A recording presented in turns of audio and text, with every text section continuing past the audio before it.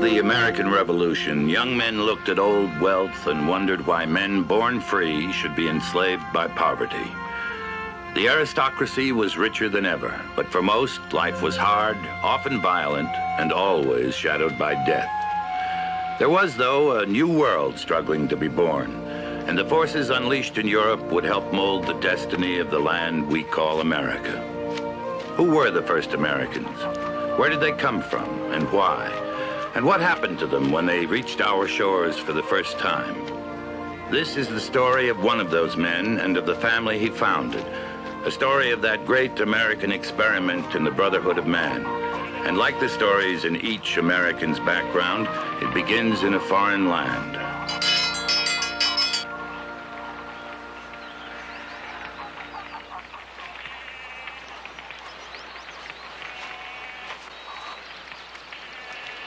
You rang, Your Excellency? A good day, August. I have come for the weekly cheese. Is your father here? He's in the house. Dead. Drunk, that is. I will come back later. Oh, no. You haven't met my cousin, Bertrand. This is Philippe Charbonneau, the noted innkeeper from down the road. Oh, the little lord you were telling me about. Lord of the cow chiefs. I will have the cheese now. I will have the cheese now. What makes you think you're so much better than we, huh? I do not. You lie. Because you can read? Because your mother was on the Paris stage? Oh, an actress was she, huh? You needn't wonder who your father was, my lord. You probably have 1,000. Damn you!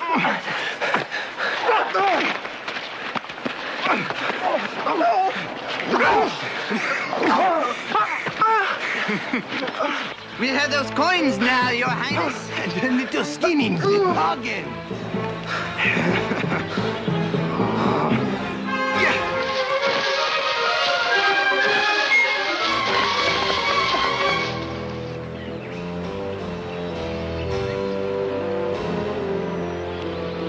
Philippe!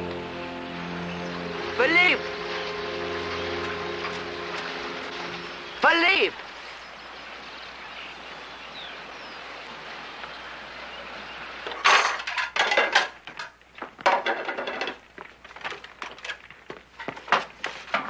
Gerard?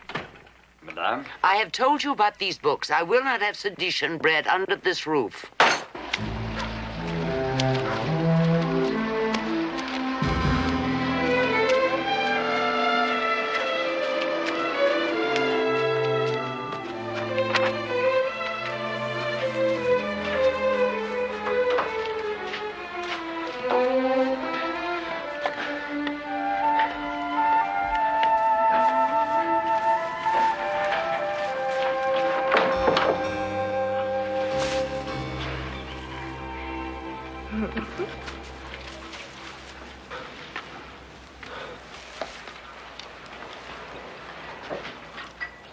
Oh, Philippe.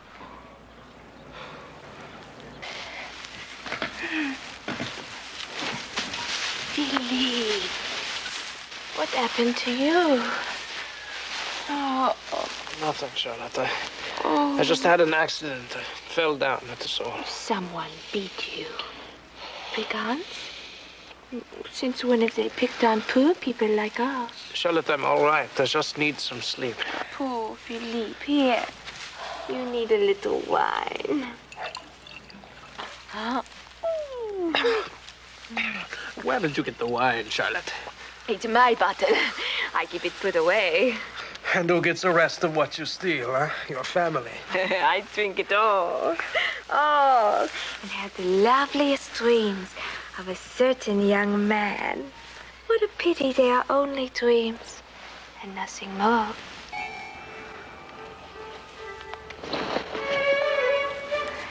Is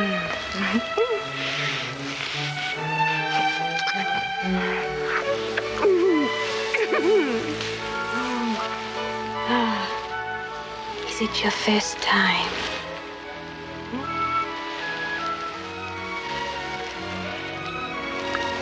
Is it?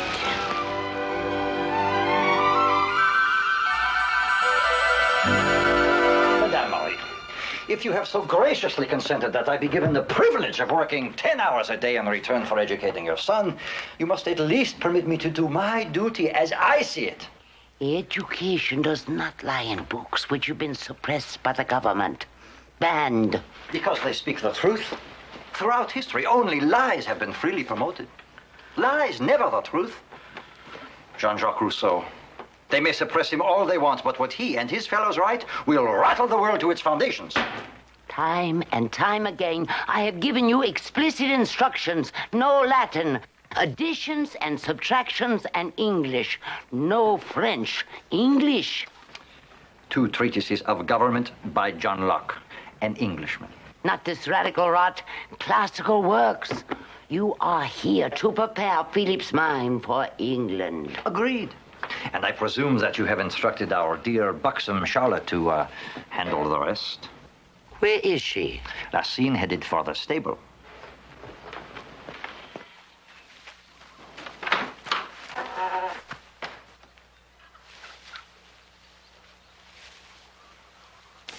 It is your mother? Come down at once.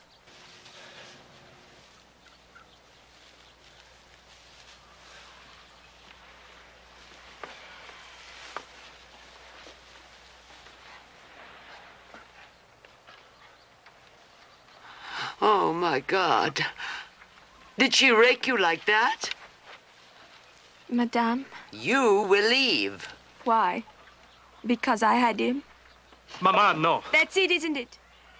I'm not good enough for your precious little lord. I'm not good enough. When he is a bastard, and you can't even get past the church door because... Mama, no.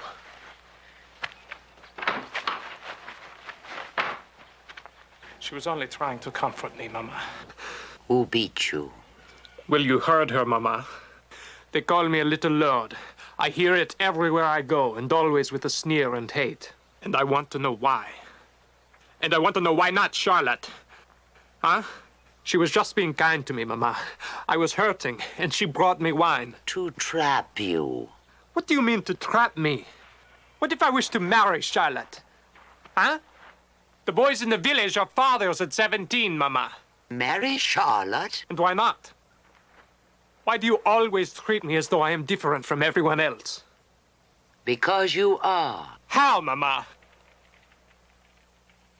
Come inside.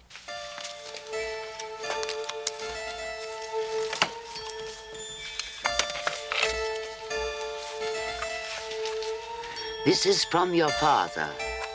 He wrote it in December of 1754. Was that the year he died, Mama? He is not dead. What do you mean he is not dead? It was easier to let you think that. His name is Amberley. James Amberley. Amberley. He is English? Read it.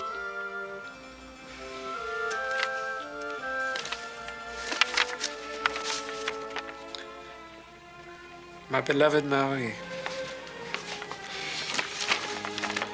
this is the letter I promised you in Paris. By the witnessing below, I declare in sight of Almighty God that my natural son, Philippe, is hereby acknowledged by me, and upon my death shall receive, in accordance with the laws of this realm, an equal share of my estate, save for Kentland itself. What is Kentland, Mama? The family residence. Go on. Kentland, which by custom must pass to my legitimate son's eldest male issue. He has another son? One. Your half-brother. This is my true and irrevocable intent. The whole declaration being freely made by my own choice. Never yours. James Amberley, Duke of Capeland. Mama, a duke? He is titled? Yes, Philippe. You are a nobleman by birth, the son of an English lord.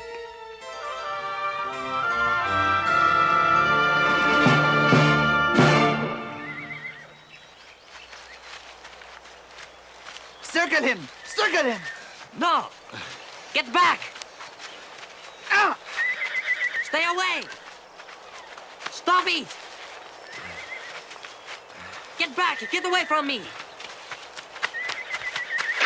Ah! Watch out!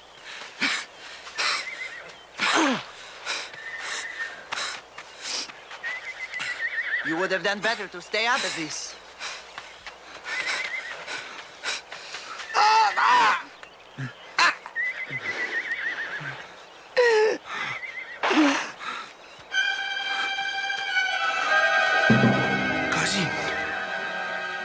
Cousin!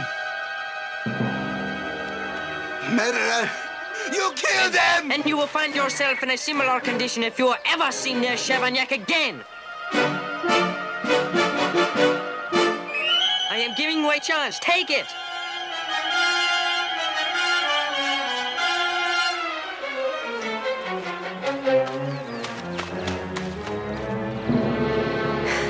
Lucky you knew nothing of firearms. I could have never gotten a ball off in this stamp. The powder would have flashed in the pan. Is he dead? Yes. Yes, I would say so. A spontoon is not just for show. They are killing instruments. Dear God. The crime was theirs, not yours. Any soldier has the right to kill his enemy in battle. In battle? But this was not a war. Oh, but it was for me, my friend. They were taking me for ransom. I will take care of the body if you will fetch my horse, Philippe. My name is Philippe Charbonneau.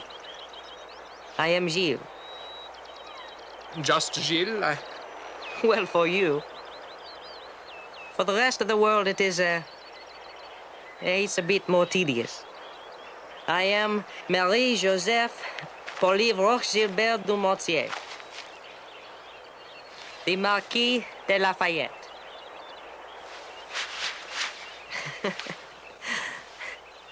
I do not believe it for a minute. You stole the cheeses. I did not. His aunt gave it to me. Look at the Saint Nectaire, the most expensive kind. Here, go ahead, count. You will find every sou I took with me. Here we thought you met up with the brigands again, but in this case it was only a marquis. Saint Nectar it is. I had some only once before in my life. Philippe, how did you get on with the Marquis? Easily? Yes, and he says we are blood comrades. You see, Gerard, have I not said it many times before that any man of breeding would recognize it in my son? Blood comrades. Most peculiar term for a friendship between boys, is it not? Well, it is just because I helped him save his horse after it unseated him and ran off, like I told you. Scarcely an act of courage under fire. Well, it is just his way of speaking. Everything in military terms. We should have some wine. Some good wine. Yes. Gerard. Yes, my lord. Do not mind him, Philippe. Tell me more about the Marquis, the chateau. Is it grand inside? Yes, Mama, it is. And he actually said you wear blood comrades. Yes.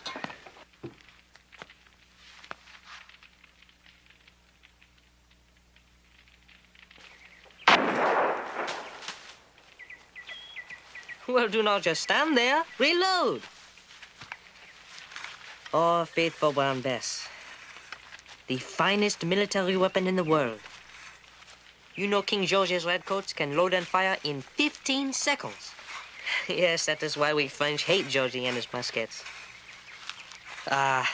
If we had them, we could rule the world. But lacking them, we have nearly lost it. Well, how did you obtain this one, Gilles? From my military tutor. And they call it Brown Bess because of the barrel? No, brown is the stock. It is a preservative they treat it with. You will not see another weapon like it. And when you see this one en masse, you had better prepare to die.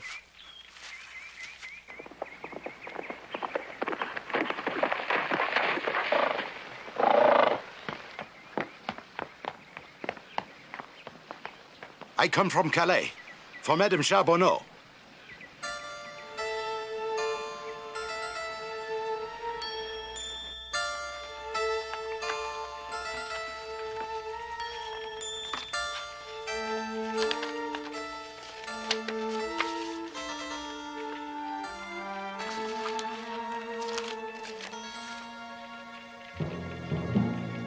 Gerard.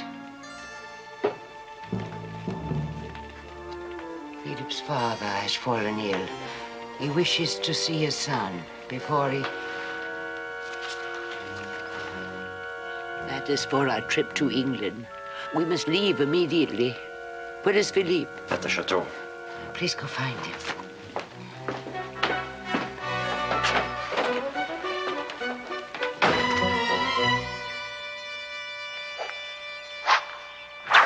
En garde. Change. Double change on the retreat. Double change on the retreat. Disengage. Lunge. Aha. Now I give you a real lesson. Set. Very prime. Good. Set. Very second on the retreat. Good. Good. Retreat. Good. Good. Good. Good. Set. Very cart on the retreat. Good. Good. Good. Good. Retreat. Retreat. Good. Set. Contra the cart. Good. Contra the cart. Good. Again. Good. Parry prime. On my attack, you disarm me. No, Gilles, I cannot. Do it. Very good, Philippe. Bravo. My lord, this man insists. Madame Marie wishes for you to return immediately. What, is something wrong? You are to go on a long journey. Well, that is fitting. For I too must journey back to the Academy in Paris. And I would like you to have something, Philippe.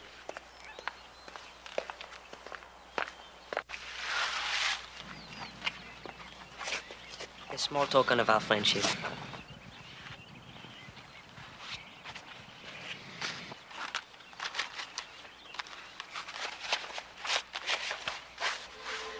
There. Now you have a briquet, like any good French grenadier. Oh, Gilles, I do not deserve such a splendid gift. What you have given me, neither of us may measure here. Beyond there is companionship and the pleasure of teaching an apt pupil. Please let them suffice. I hope to have the honor of meeting you again in Paris one day. Well, if not Paris, then somewhere. A battlefield, maybe. Who can say? But I have the feeling. With comrades in arms, it can be no other way.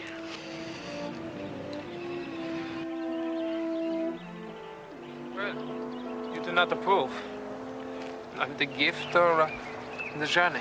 The change. Change? What change? Philippe, I've been your tutor for 5 years. I found you bright, perceptive, honest, with me and with yourself. Will you now tell me there has been no change in you? Well, the whole world is changing, is it not? That is what you've been telling me. We've talked about change for the good. This seems to be another kind. Well, and you? Have you noticed something in yourself lately? Maybe a little envy? Well, still perceptive, Philippe, if not honest.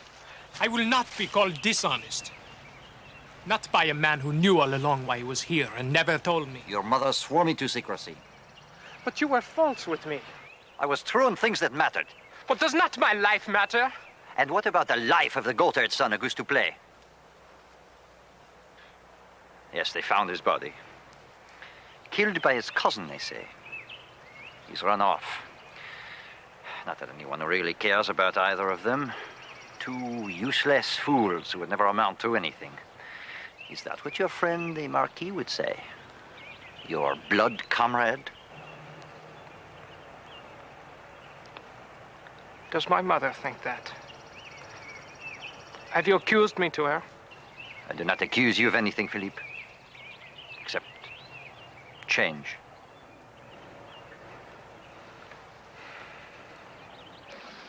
I did not mean to kill him, Gerard.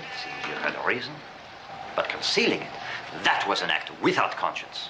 Yes, but Gilles said it was the enemy. Gilles' words, Gilles' background, not yours, Philippe. You must remain true to yourself. Myself? I do not even know who I am right now. You are a young man. And for all of your mother's obsessions, not so very different from any other young man. Yes, but I killed someone. And you will live with it. And other guilts, and pains, and pleasures, just like the rest of us. Soon you will learn that our mad master, Jean-Jacques, was right. He said we are all created equal. We are all born in a natural state of freedom. Power is not something which descends in selective rays of light from heaven to touch only a few of the especially appointed, like a king, or a marquis, or a duke. Precisely. Philippe, there is nothing wrong with wishing to better yourself. But it is very wrong to consider yourself as better. I will not, Gerard. Not again. Good. You will go to England? It is what my mother wishes. A good enough reason, I suppose. Before you said that I seemed different too. Envious. Yes. You're right. A part of me does envy any man of wealth. But I do not think that in these times I would wish to learn that I belong to a titled family. And why not? Because there are strong winds blowing, Philippe. Intellectuals who declare that contracts between governed and governors can be broken by the will of the people. Politicians like Monsieur Pitt in England, who stand before their own parliament and challenge the right of the English king to tax the American colonials. These strong winds may rise to a gale, to a revolution. Where, Gerard?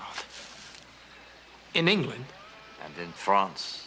Well, if that were to happen, would you support it? I would support any activity against a nobility which considers another human life worthless when their own lives are at stake. I would oppose any man who disposes of an enemy simply because he feels he is shielded from reprisals by his own position. All right. I have been a party to that crime.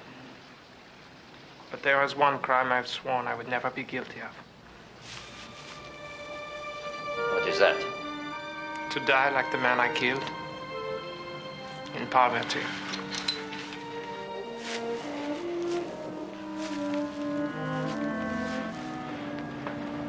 Yes, I'm going to England, Gerard. And I thank you for your friendship. But I'm finished with your books. The point is, Philippe, they have not finished with you. Not with any of us. Here is my gift to you. Not as handsome as that of the Marquis, but every bit as powerful.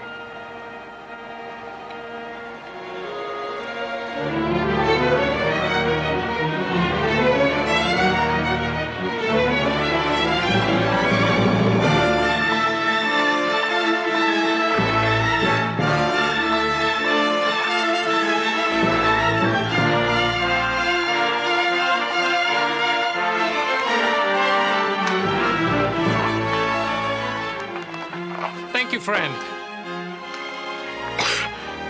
Mama? Mama, you are feverish. I am all right. Damn that English Channel. It is no wonder our armies have never crossed it. Look, Philippe, look. This is what we came for. Mama? Mama, this journey has been very hard on you. We should not have come at all.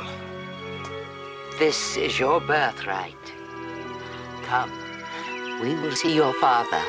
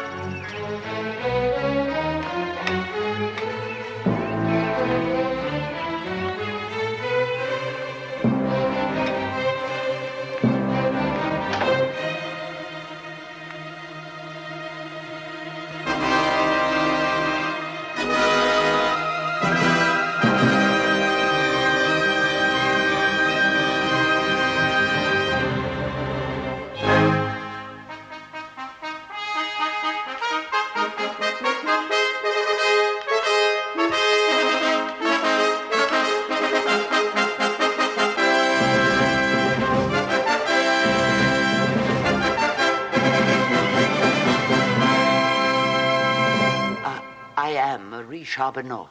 I have brought my son, Philippe. I was not certain you would be able to converse in our language. But since you can, we may conclude our business with greater dispatch. A slight correction, please, my lady. I am not here primarily for business, as you term it. I am here because your husband wishes to see his son. I fear that is quite impossible. Dr. Bleecker is one of London's most respected physicians. He's staying at Kentland to attend my husband. Well, the face of his son might be the best medicine he could have. True. But as to this particular young man, we have no evidence. I have a letter granting Philippe his rightful share of James Amberley's estate. You know the letter, and to pretend otherwise... I will have no loud voices in this house, madam. And I am the Duke's voice now. While I live, I will deny the contents of your letter with all my power. And so will I. May I present my son, Roger, and his fiancée, Alicia, daughter of the Earl of Parkhurst. This is the Charbonneau woman? Quite. And this? I supposed half-brother, what? I do think there's a resemblance. None at all. But Roger, my sweet, use your eyes. Mine are perfectly clear, Alicia, dearest. Yours, however, have been dulled by your excessive fondness for claret. You babble.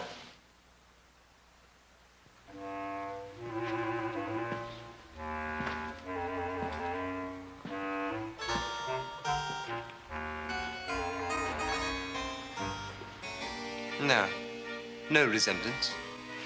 Except perhaps one. We smell about the same. But then, I've been out for a frisky ride. What? Do not prod me. The French clod. Roger, you will not.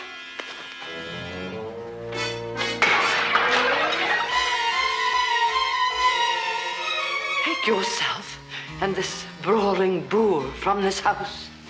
As to which of us is the brawling boor, there is little doubt, milady. Come, Mama. Under the law, I could have you maimed for attacking me. Well, then your laws are as worthless as you are. You French bastard. I don't need the law. I'll see to your punishment myself, thoroughly and well. I shouldn't venture to be too bold, Roger. He appears a match for your own hot temper, and striking him would be like striking yourself. He does have your good looks, after all. Perhaps he's a shade more handsome. I can't quite decide. Can you, Lady Jane? Show them out. That will not be necessary, my lady. We are happy to leave. We do, however, intend to stay in the village until Philip stands at the bedside of James Amberley and is recognized as his son.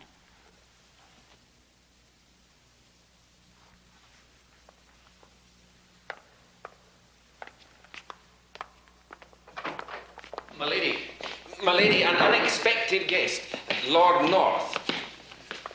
Stand aside, if you please. Stand aside. Why should I? Why, sir? Because these good people believe some deference is due the Prime Minister of England.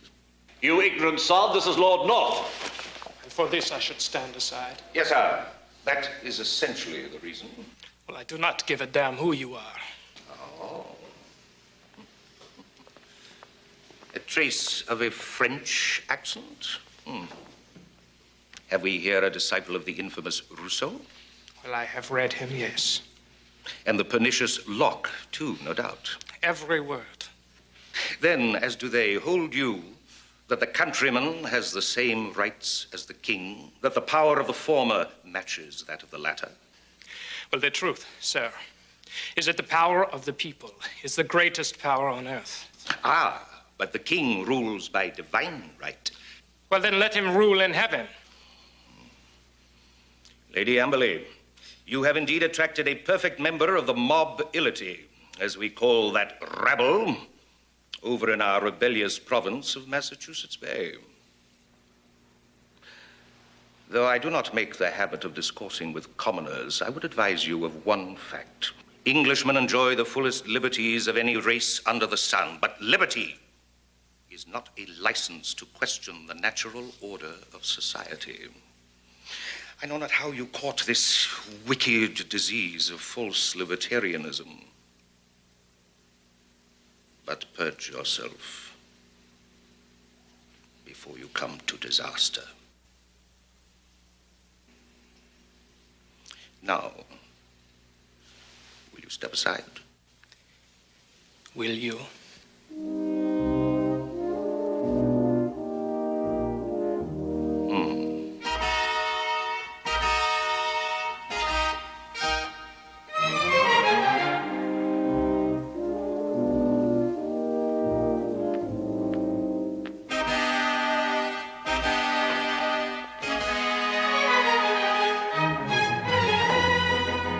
Now that you have met them, Mama, is that really what you want me to be?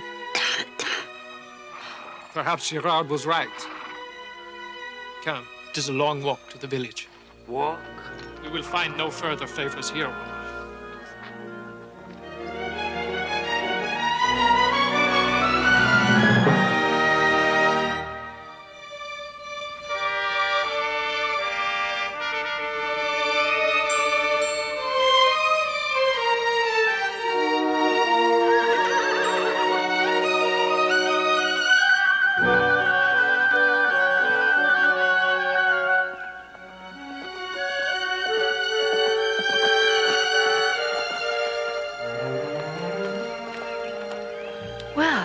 Master Frenchman, I've never spied you on Quarry Hill before. Oh? Have you looked? You have a saucy tongue, sir. May I ask if there is any news of my father? The situation's little changed. The Duke seldom wakens. They do fear for his life. Thank you. We have very little knowledge of what goes on at Kentland. Unlike Lady Jane, who knows exactly what you do, every minute. Like this one? No, not this one. Will you marry my brother? Your brother? He'd like that. Well, whether either of us likes it or not, it is fact. I have no doubt. Yes, I shall marry Roger next year. The Amberley lands added to those of my father will leave an inheritance of increased size to children. To children? With a man who humiliates you? Larger concerns make things bearable. Roger's fortune. Exactly. Is everyone who lives doomed to be a prisoner of something? Or someone? If life be a prison, then we have no choice but to furnish it. Brightly. You realize, of course, that after Roger and I are married, I shall have to find lovers. Of course. One husband is not enough. Marriage has little relationship with more diverting pastimes. And I have often thought it best that Roger will be a crude lover, unlike the French, who we are told are experts in the art of love. Then were you also thinking of indulging yourself in the novelty of finding out? You speak our language very well. I had a very good teacher. And in Cupid's disciplines? Have you had teachers too? Enough.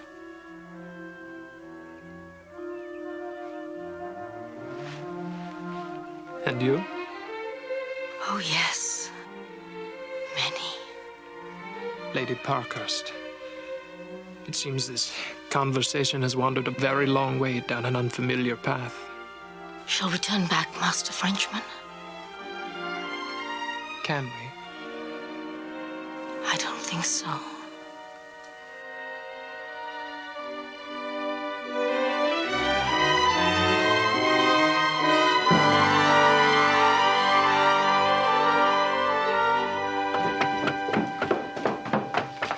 All right. I'm coming as fast as I can. Need you wake the whole house? All right. Bishop Francis would speak to the Frenchwoman and her son.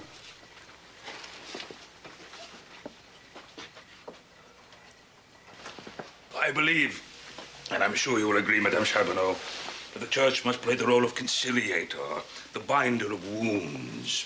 And so I've come here to tell you that you are in a most enviable position. Lady Jane wishes you no particular harm and is willing to restrain her son Roger from possible evil. Were it up to him, he would as soon come to the village and murder your son, which, of course, under the law, is quite free to do. That cannot be possible. You would neither be accused nor troubled with an inquiry. Under the secular law, believe me, madame, in striking at the Amberleys, you were struck very high, very high. Such a family is all but invulnerable. No one in the realm would concern themselves with the chance-demise of an itinerant French boy in the village. As the sparrow falls, God's eye is upon it. But alas, not the eyes of a magistrate. As for any claim you have against the eventual estate of the Duke, that is a matter for the courts. Lady Jane, in her position as Duchess of Kentland, can manage that no judgment be published for 10, 20, perhaps 30 years. And even then, the odds are it will go against you. Thus, at this moment, as you sit here, all you can expect is certain bodily harm at the hands of Roger Amberley. In your favor, only the good grace of Lady Jane. Now, to bring an end to this sorry affair, she's willing to grant you the sum of £2,000, which is a grand sum for those of you at such a level of society, shall we say. This sum, in return for the renunciation of a claim to inheritance, and for the document itself. 2,000. No. Your son? Philippe, what kept you? I'm sorry, Mama. I did not mean to alarm you. But this man alarms me. Have they now enlisted the Church against us? I was just explaining the alternatives to accepting a most generous proposal from Lady Amberley. Yes, I heard what you said. Then I trust you understand that the facts of the matter are... The facts are no different than when we first knocked at the door of Kentland. James Amberley is my father. The letter is legal. And I believe Lady Jane is afraid. Oh, I can assure you... What if I wait a few more hours, Bishop? What will the price be then? Huh?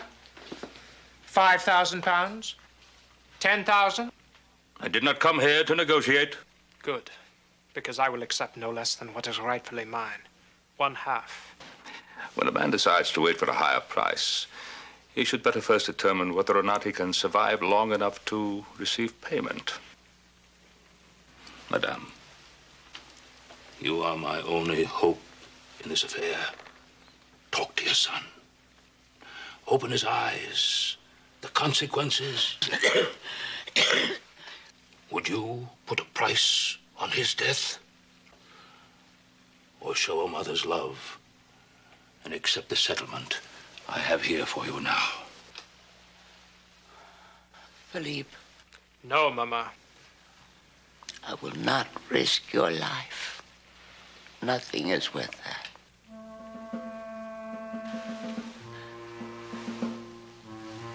you have the entire sum? Of course. But first, I must see the document which lies at the heart of the dispute. It would be poor stewardship on my part not to assure myself of its authenticity.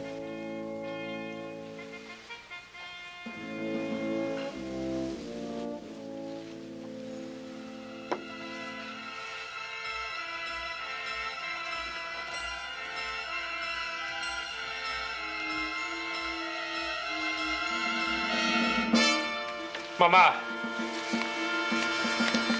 On Christian grounds, for all the suffering this will avoid, I could not be more pleased.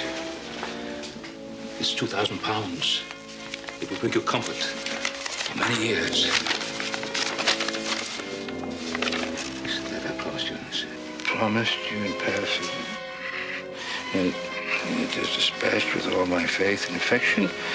I rejoice in the birth of his son, whom you have named Philippe.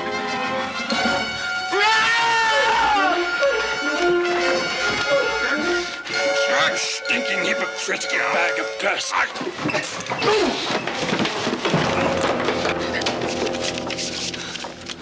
Here, what's going on? Your Excellency. Sir? Sir, here, let me help you. Hold on.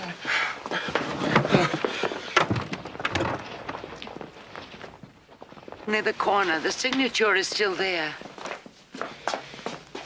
I'll not have the likes of you under this roof another day. We will not be staying. And you can tell the lady that holds your leash that we are coming to Kentland tomorrow. And I will see my father. Impious whoreson. He'll take you for striking a man of the cloth. Yes, it has taken you already. Now get out of here before I break your fat neck. Your Excellency, I pray you don't hold it against this humble house. You'll be out by morning, do you hear? By morning!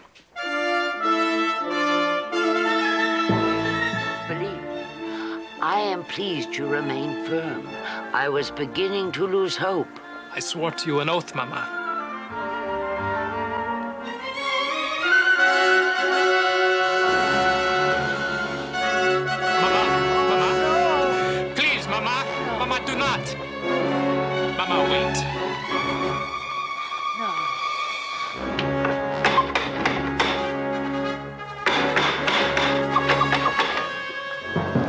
This household is in mourning, private mourning. Let me in. Let me in! Vulgar slacker.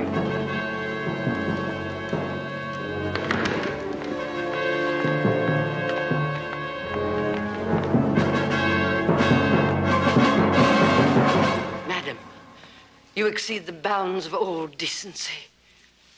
Leave at once and take this information with you. My husband woke briefly before he died.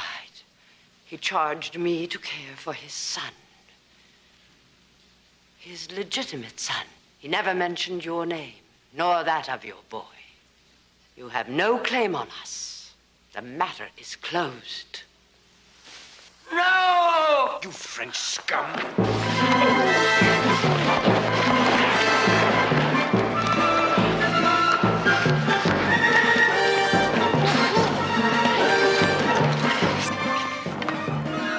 Tormenting my mother and seducing my fiancée. Yes, she flaunted you. A French lover. French bastard.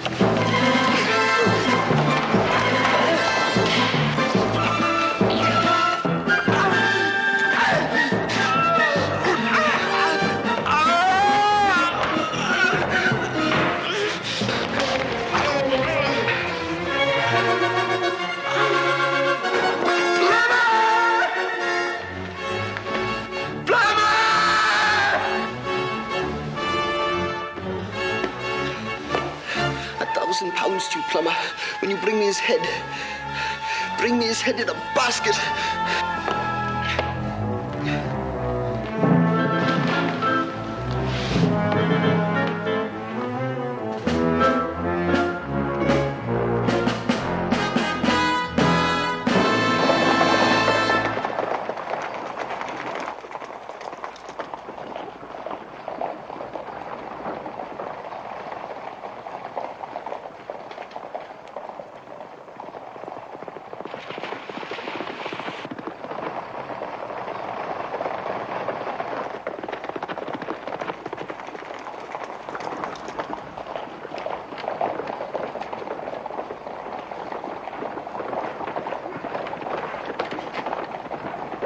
That is no highwayman. Driver! Stop the coach!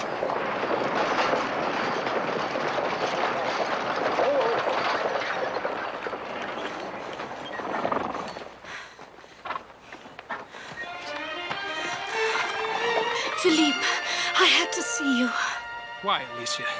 To cleanse your conscience. One of the servants saw us together. He forced me to tell him. There was nothing I could do. Oh, forgive me. I'm so glad I caught you. But you were right to leave. Dr. Bleeker says he can't save Roger's hand. If he ever sees you again, he'll kill you. Then come with me, Alicia. I can't. That was decided long before Quarry Hill. I want you, Alicia. I do not care about the money or Kentland.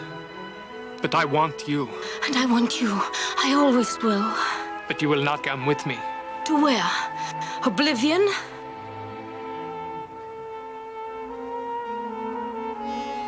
Goodbye, Alicia. Where can someone like you go? Drive on! Where?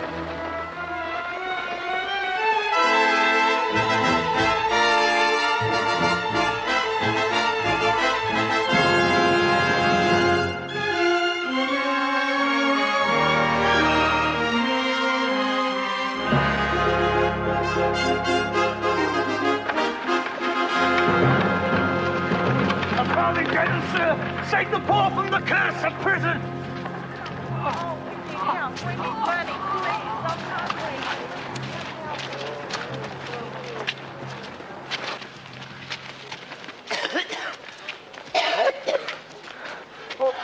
Only a few more steps, Mama.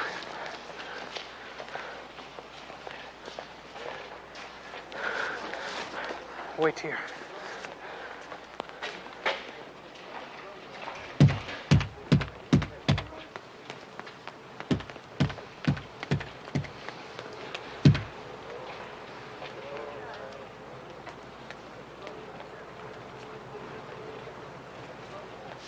There must be an inn.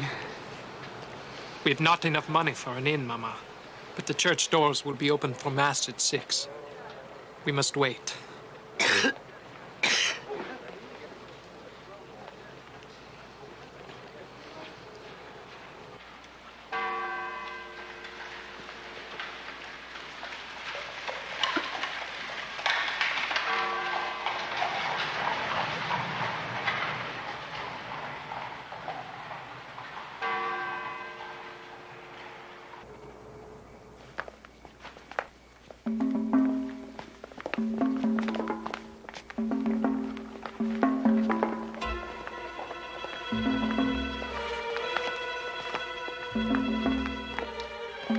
Still here.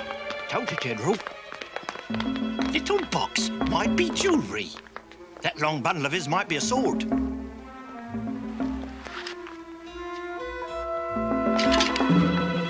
We'll have that. And a jewel box, too. Get away! I said get away!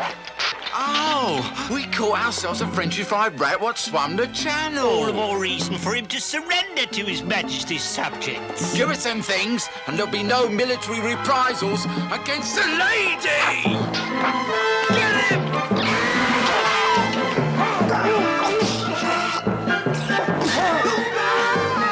Back off! Be gone with you! Philippe! No!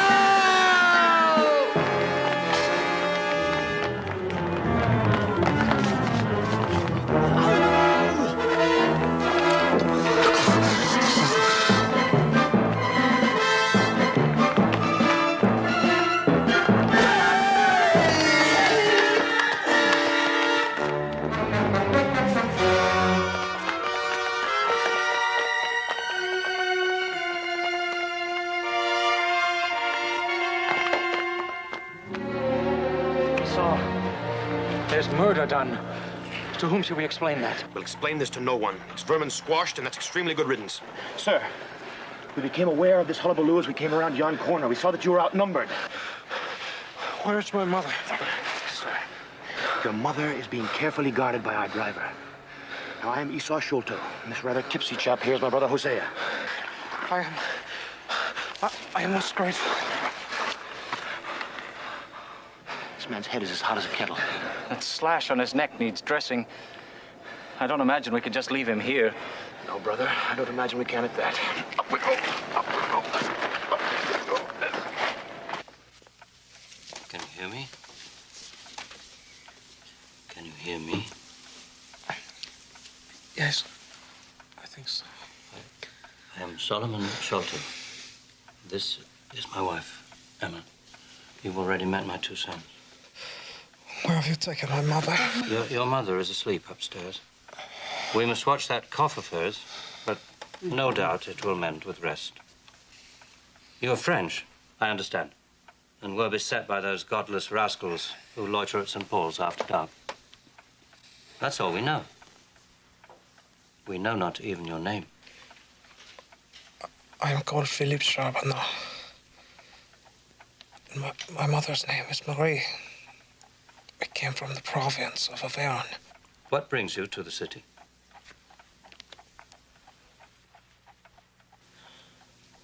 Come, sir, enlighten us. French people don't just pop up out of nowhere. Unless you're destined for hemp out on Tyburn Road, you have nothing to fear.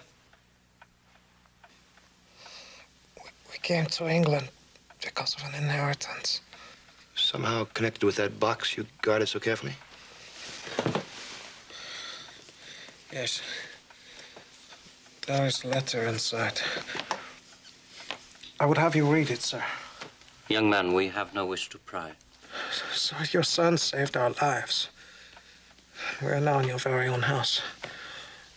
You have the right, perhaps even the necessity of knowing exactly who we are. Read it.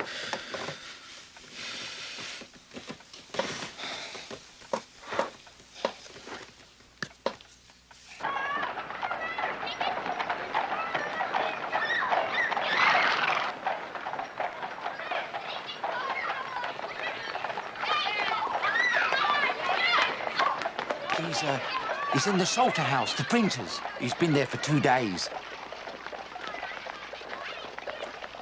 Thanks, Governor, thanks.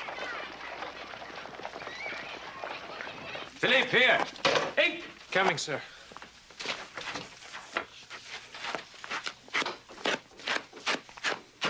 Exciting, isn't it?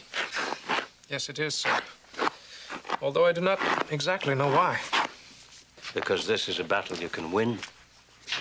Well, it's not that I don't admire your audacity in challenging the Amberleys. But for every twisty-tongued lawyer you can buy, your Duchess can buy a baker's 12. And thugs of every ilk, should they be required. There are babies from the wrong side of noble blankets on every street in London.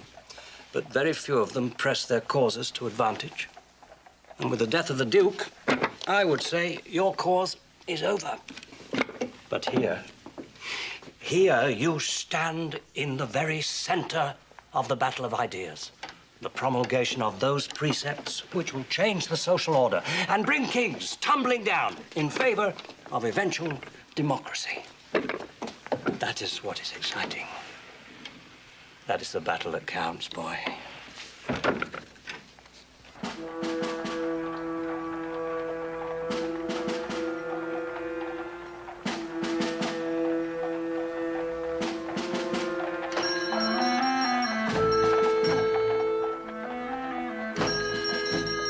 May I help you? Don't bother. Looking for some fiction. A pleasant diversion.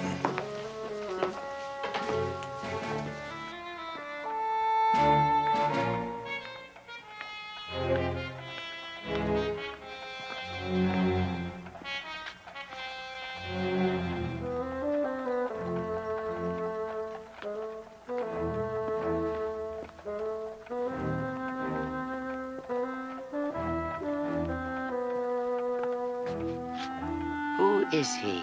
I don't know. He just came in. He's looking for some fiction.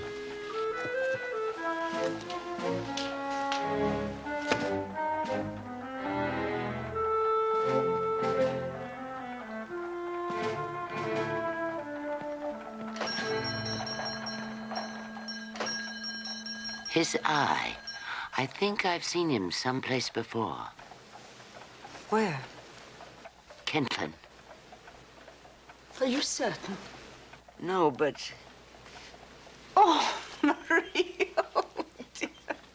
You gave me a start. Oh, you had me seeing villains at every turn, too. I have a very impressionable mind, you know. Solomon always says I'm like the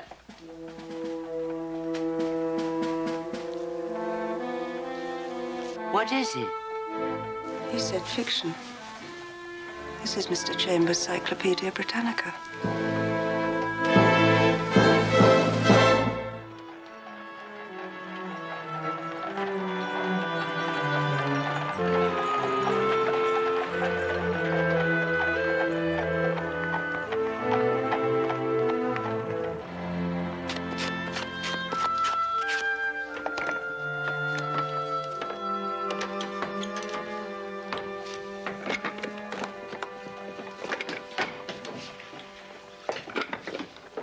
It's enough, Philip. Break the coffin.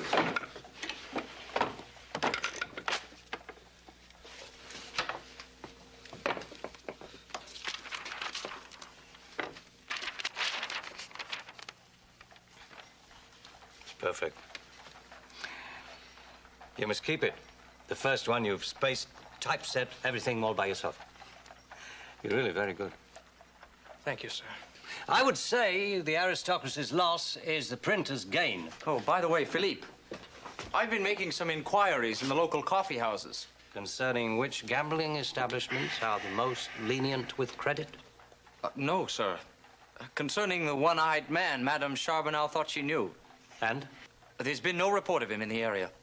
Philippe, you don't recall seeing a one-eyed man at Kentland, do you? No, Esau, I do not. After what happened there, your mother has a right to see danger at every turn. But I still think the Amberleys are satisfied you've surrendered to their power. Well, yes, sir, except, What? Hosea and I have been talking. You don't find it rather strange that nothing at all has been said about Lord Amberley's death? You and your brother don't exactly move in the circles which would be the first to know.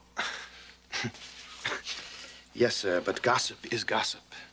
And other than the colonies, what else is there to talk about? You must admit, sir, it is puzzling. Well, the death of a husband, the claim of a bastard son, her own son losing the use of his hand. Who is to say how much these things may have taxed Lady Amberley's mind?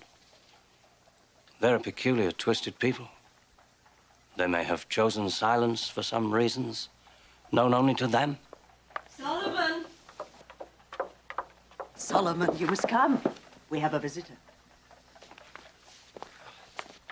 Esau, Hosea, if any word of James Amberley comes to either of you during your rounds, I would appreciate hearing it. Done. Philip, you come up here too. A surprise.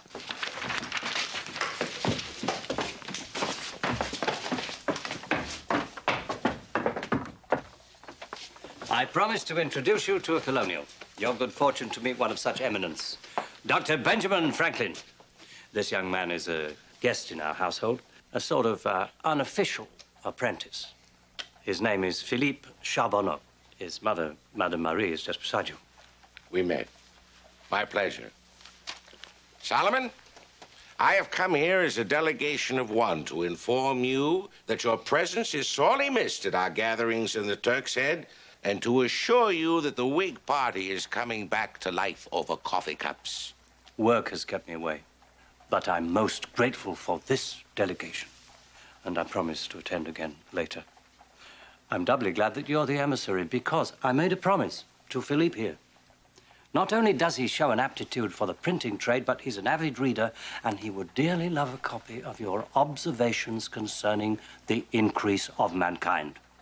My 2 library copies, alas, are both gone. Well, then you shall come to my lodgings at number 7 on Craven Street, young man. Of an evening, preferably, and the book shall be yours. May I ask, however, the reason for your interest in my paper on population in America? Well, sir... Well, come, out with it. Well, it is the New World, sir. Aye, that it is. And would you be thinking of going there yourself? Not seriously. Oh, well, we'll change that. The opportunities there are unlimited, particularly for an ambitious young fellow who can ply a press. Before I rose to my present position of eminence, I was a printer myself, and I shall be happy to provide you with a letter of recommendation and a list of first-class printing houses where you can find meaningful employment. But we can discuss all of that when you come to call on me. Thank you very much, sir. And you, Solomon, rush orders or not, your friends will be expecting you at the Turk's Head within a fortnight. Uninterrupted work creates sour dispositions. But wealthy printers. Last.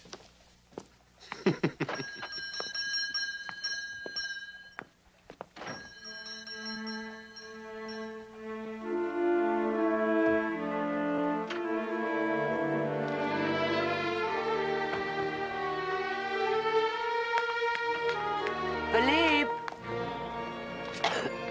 You should not be outside, Mama. You are going to Dr. Franklin's? Yes, I am. You did not tell me about America. Well, there has not been anything to tell, Mama. Can you even entertain the idea of another country when there's wealth, position, power waiting for you right here in England? Kentland, let it die, Mama. You swore an oath. I swore not to live and die in poverty. I found a worthy occupation, Mama, as a printer. A tradesman? You are a nobleman. Yes, Mama, yes. But right now I must go. I do not want to be late. I do not care what Dr. Franklin says to you, what he promises. He asked me to come, Mama. Me. He's a great man. I am flattered, that is all. Now, please, go inside. The damp is not good for you.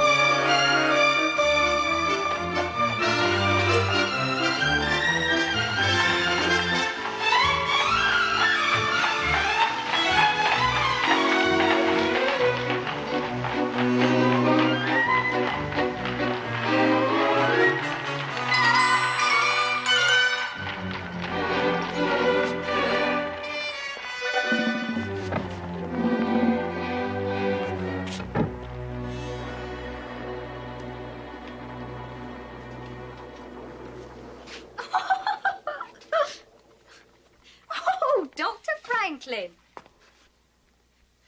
They're absolutely right about you. You are mad. Hello. What have we here? Well, I've come to see Dr. Franklin. Well, maybe it is not the right time now. Why not? If he received me in his condition, he should have no reason not to receive you. You do know him? Oh, yes, madame. My name is Charbonneau, Philippe Charbonneau. Madame. I like that. Dr. Franklin? Yes, Polly, my girl? Changed your mind, have you? No, sir. You have a caller. A young gentleman says he knows you. A Master Charbonneau. Oh, yes, yes, by all means, show him in. Over there. Thank you very much. He's having his air bath.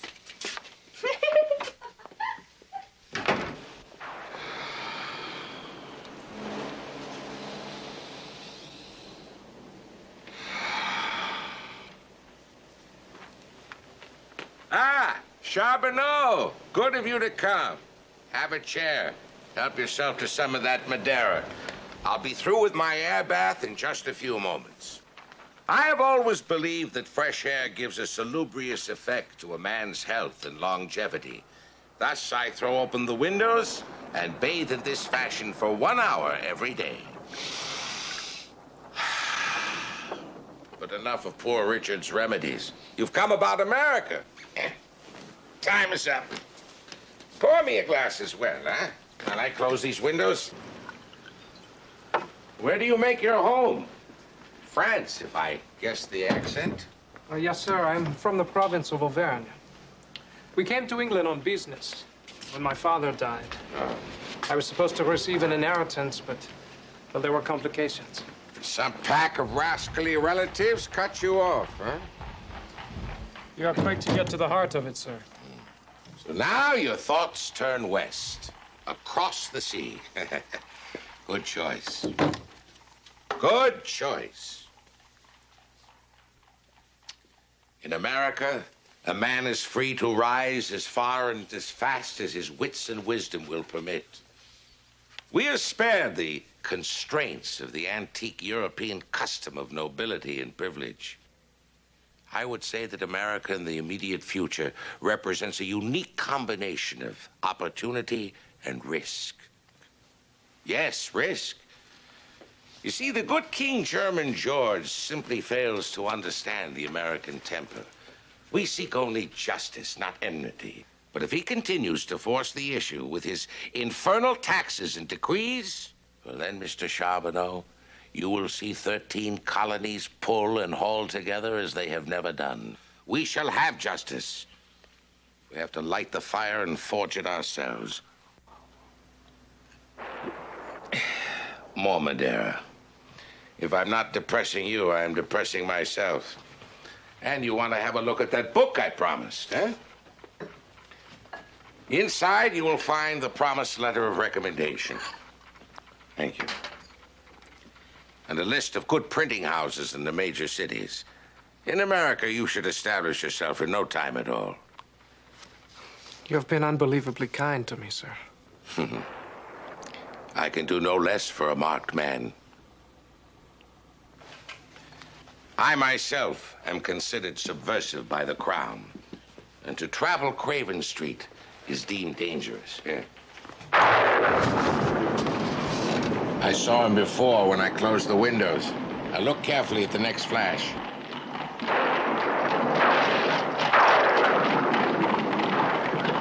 Still want to take up with us Americans? Yes, sir, I think so. Good boy. Come, I'll conduct you out the rear for your own safety.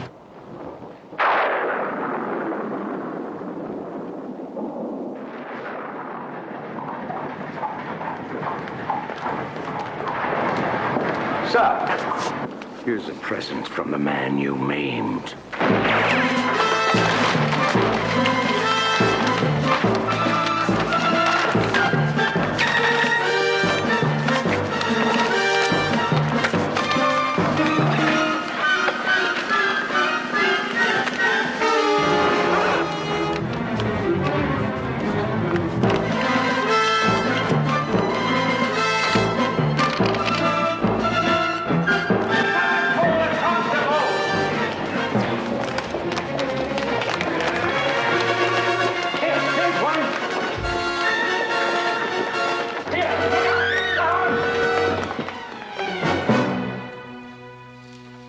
Nearly as bad as it looks.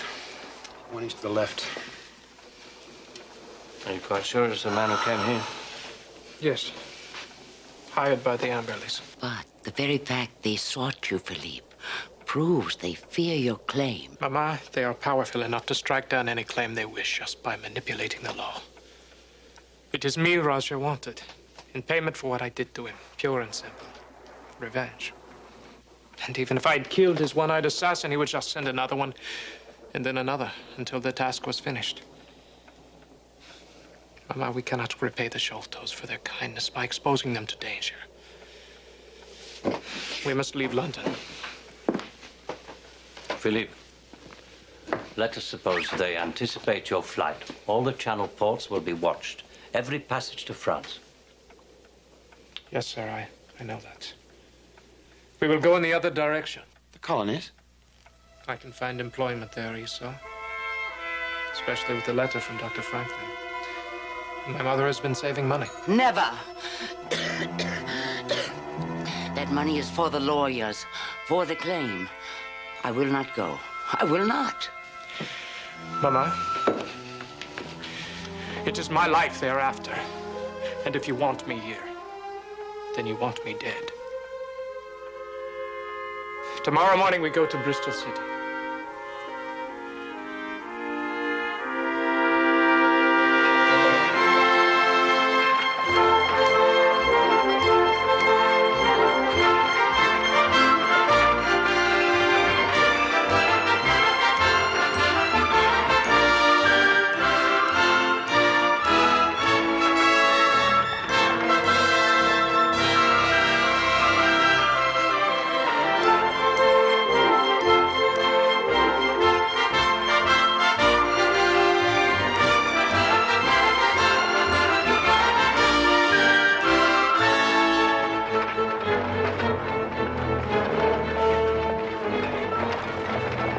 There's a man on a horse, sir.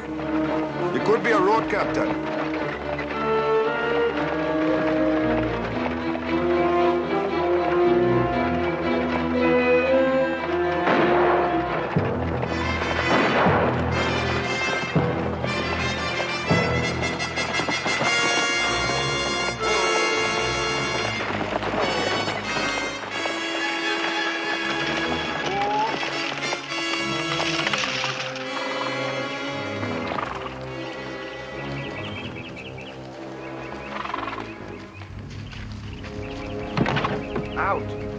Out, all of you.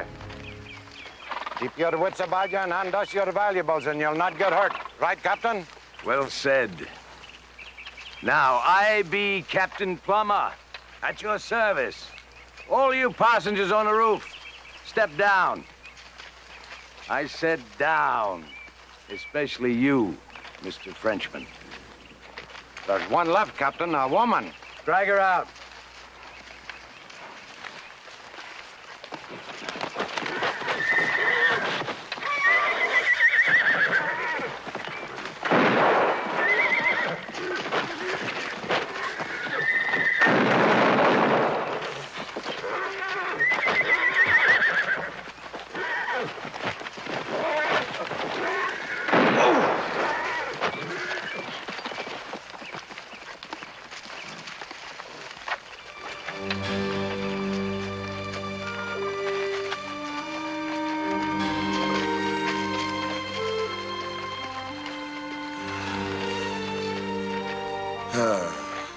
I be Lucas, sir.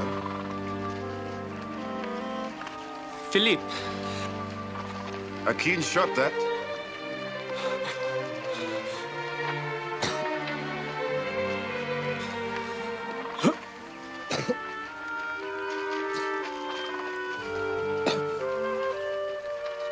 There's no shame in it, sir.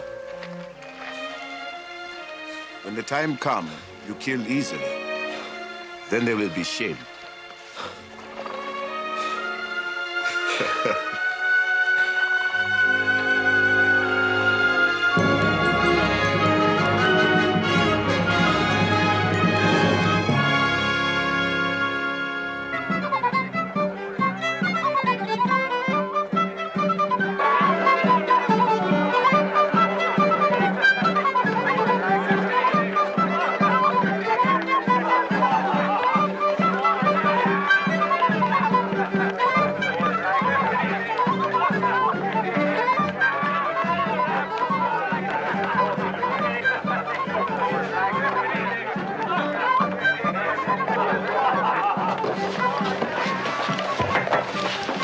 Excuse me, sir. Could you tell me where I might find a Captain Caleb? Over there, mate. Thank you. Excuse me, sir. Are you Captain Caleb? Aye. The man on your ship said that I would find you here. I have a full crew already, son. Well, I'm not seeking employment, sir. I need passage. And you are sailing for America, no? There's one small cabin. Just one. 50 quid. 50 quid? I'm sorry, sir. I do not know how much that is. We have only 7 pounds. We? Oh, yes, my mother and I. It is all the money we have. Are you sure she's up to the crossing? It is imperative we go, sir. Not in trouble, are you? A runaway bond servant? No, I am a free man. French? My mother is. My father was English. Well, I don't know, lad. Like I said, there's only the one cabin. Oh, we will take it, sir. That is, if the money will buy it. And if it will not, I would gladly work. Anything you need done. Have you sailed before? Sailed? Well, sir, as you know, the English Channel lies between my mother and my father. Well, of course, many times. No, sir. I have not sailed. Well, except to come here for the first time a few weeks ago. And well, the sea was so heavy, I did not make the voyage well at all. But I will work, sir. I will work harder than anyone on the crew, please. You know what a scullery looks like? Well, I was brought up at an inn. I've served table all my life. I can clean pot like nobody and scrub the floors, the tables, the stove. I will keep things spotless for you, sir. That is a promise. What's your name, lad? Philippe Charbonneau. You said your father's English. Yes, sir, I did. I am a bastard. But I am told there is a place for every man in America.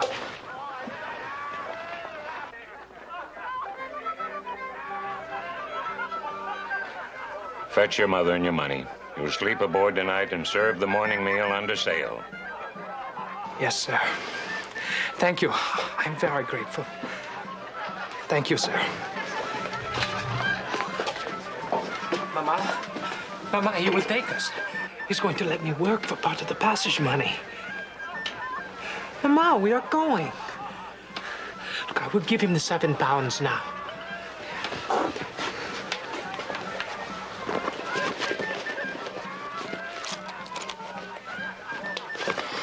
Mama, the letter from Dr. Franklin, it is missing. I must have lost it during the fighting. Mama, we must find it. You cannot go back for it. Not ever. You must go on. Alone.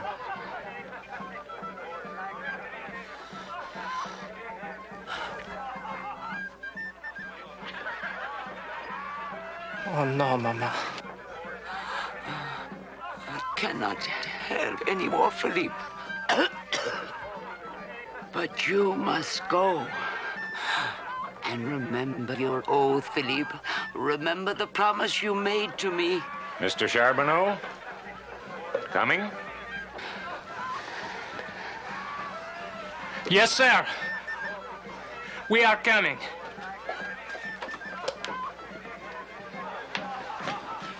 Come, Mama. Quickly now.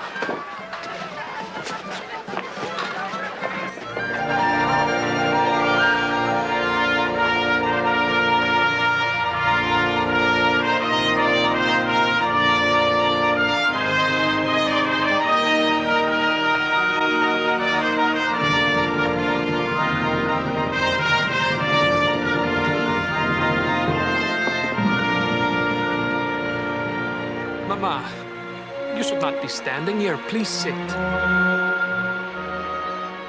Look, I brought you some soup.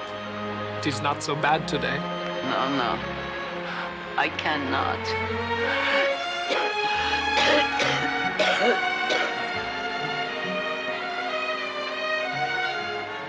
Philippe, help me.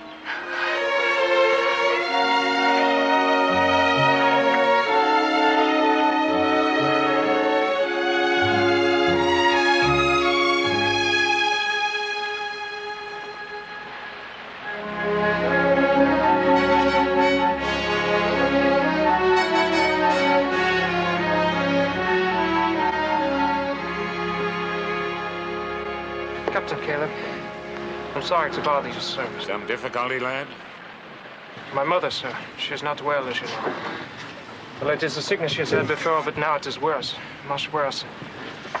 Is there anyone on this ship who has medical skill? The Eclipse is a commercial vessel. We can't afford the luxury of a doctor. Seems I made the wrong choice. What man doesn't? Almost hourly. Do you have any idea of what might ail your mother? Fever. And she coughs quite a bit. Her lungs are weak, I know that, but... Well, I fear it is something else now, sir. What? I'm afraid it is her mind, too. Her mind? It is as though she's lost the will to live. I do not know. Maybe it is the strain, the idea of going somewhere else to start all over again as a stranger. I took her below, sir. But she still refuses to eat. I have to do something. I'm sorry, son. There's no way I can turn the Eclipse back to England.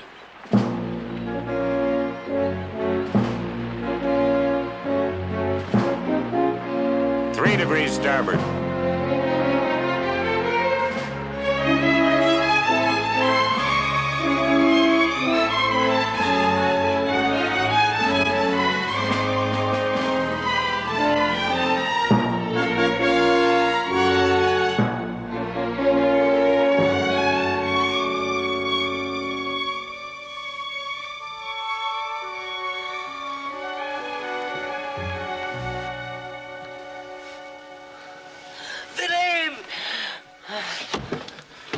Yes, Mama. Do not light the light. I know I must look.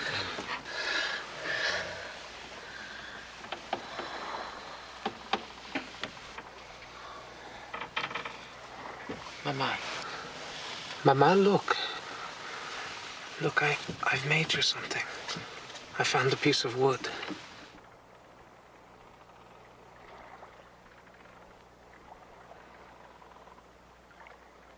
They could never go to church.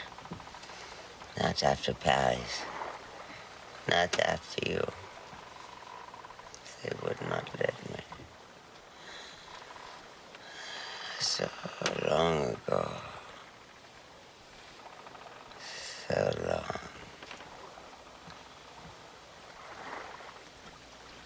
I will never reach this America of yours. Do not say that. I no longer have the strength. You have to help yourself to live. To what purpose? Your father is dead. So is everything I hope for you. That wicked family. Not now, Mama. You made the right decision, Philippe. A new country. You are young and you have the heart for it. You have done the right thing. Mama, we will talk about it later. Now, right now, you should get some rest. Once I made you swear an oath. A hopeless oath. You must forget that, Philippe. Forget that. I now beg you only for a promise. What, Mama? Promise me that in the new land, you will strive to be a man of position, a man of wealth.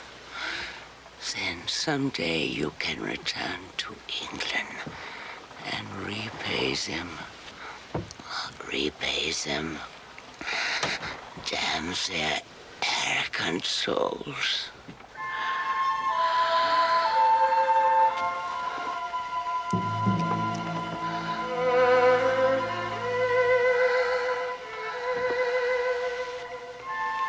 Mama.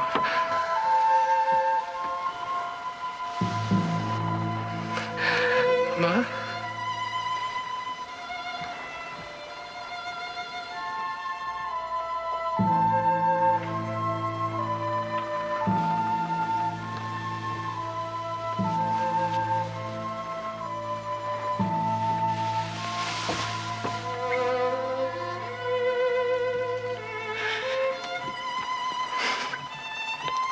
promise you that, Mama.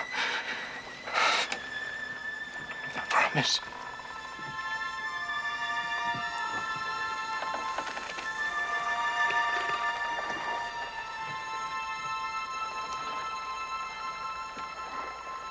And if I go and prepare a place for you, I will come again and receive you unto myself, that where I am, there ye may be also, and whither I go ye know, and the way ye know.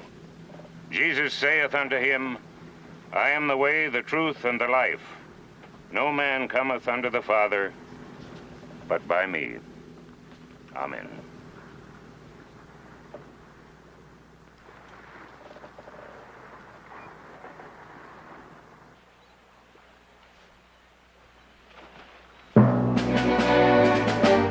Make sail!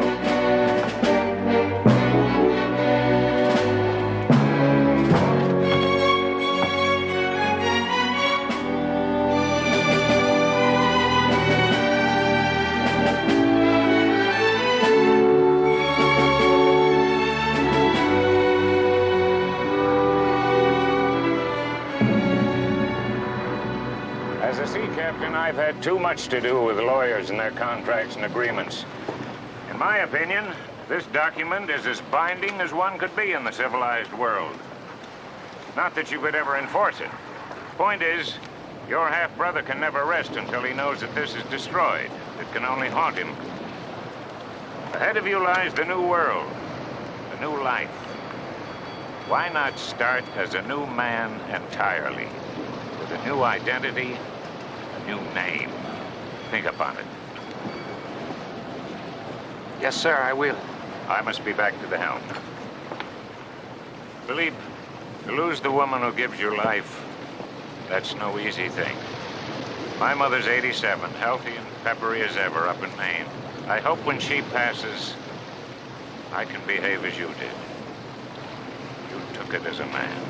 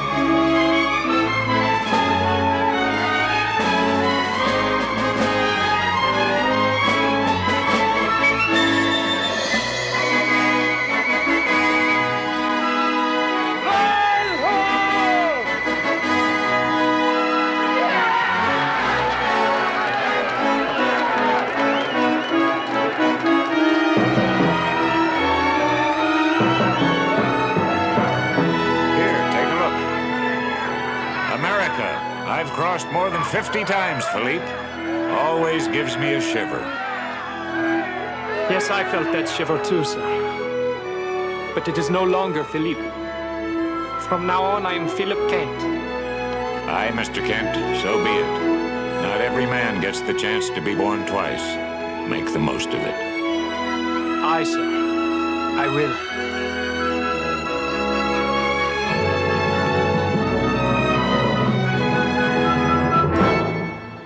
Philip Kent.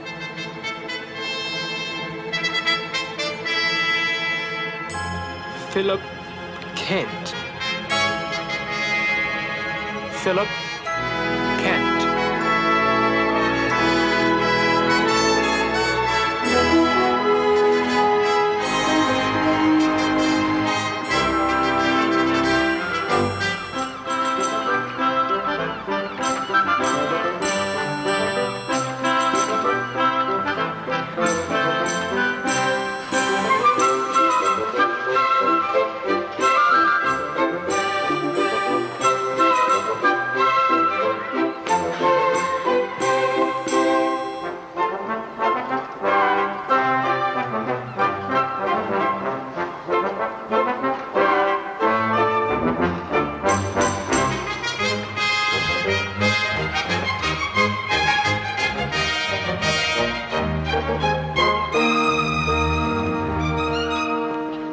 Rocks and souls, eh, lad? Sir? I see you've come to in love. Well, I was just wondering, sir. If you were in the right port. No, which way to go? For what? Work? Yeah. Well, best you could do for yourself in that case is heave to and sign on again with Will Caleb there. No finer skipper in all New England. I'm afraid the sea is not for me, sir. Oh, well, Boston might not be either. Times are hard. I will make it. Alone? Aye. Wherever you're from, you're a born Yankee, all right. Godspeed to you, lad. Thank you. And may the wind ever be at your back.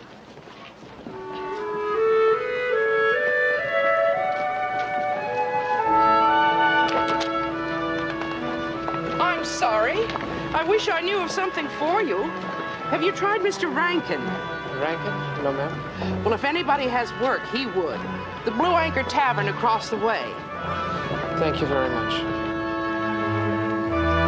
have thought of that before you shipped, lad. I don't know anybody in town that's looking for help.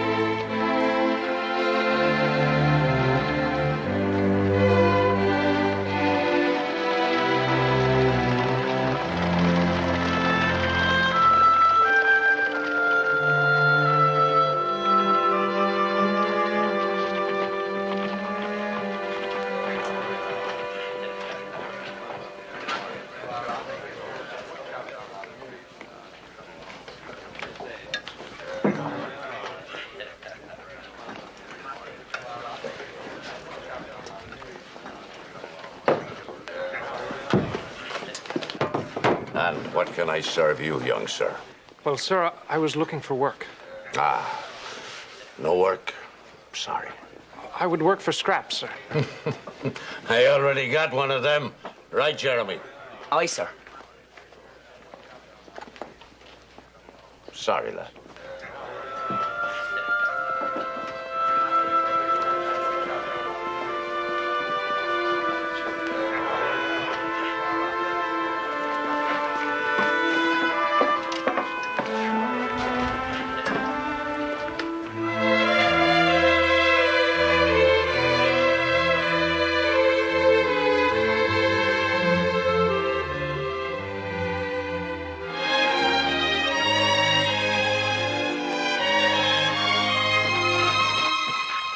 God!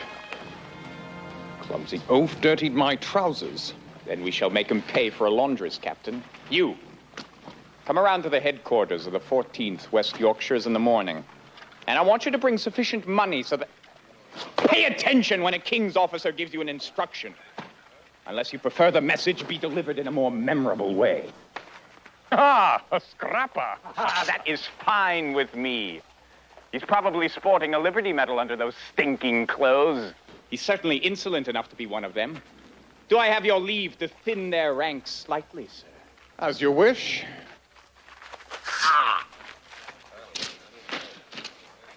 Hold! Stay your hand, sir. You made one mistake, sir. No need to make another. What started this, lad? Well, sir, I happened to splash mud on the captain's trousers. It was an accident. Say, you see what he's done to my face? Improved it considerably, I'd say. I would remind you where you are, sirs. The salutation is crowded with good friends, but if you truly wish to engage, I can guarantee a substantial part of the North End would be here after your heads before 3 blows are struck. Leave off, Stark. Sir, I refuse to cower in front of these... I said leave off, or you'll have a cut on your throat to match the one on your face. One of these days we'll have laws to hang you rebel scum. Aye, there'll be hangings right enough. But it'll be your necks that are stretched under the Liberty Tree.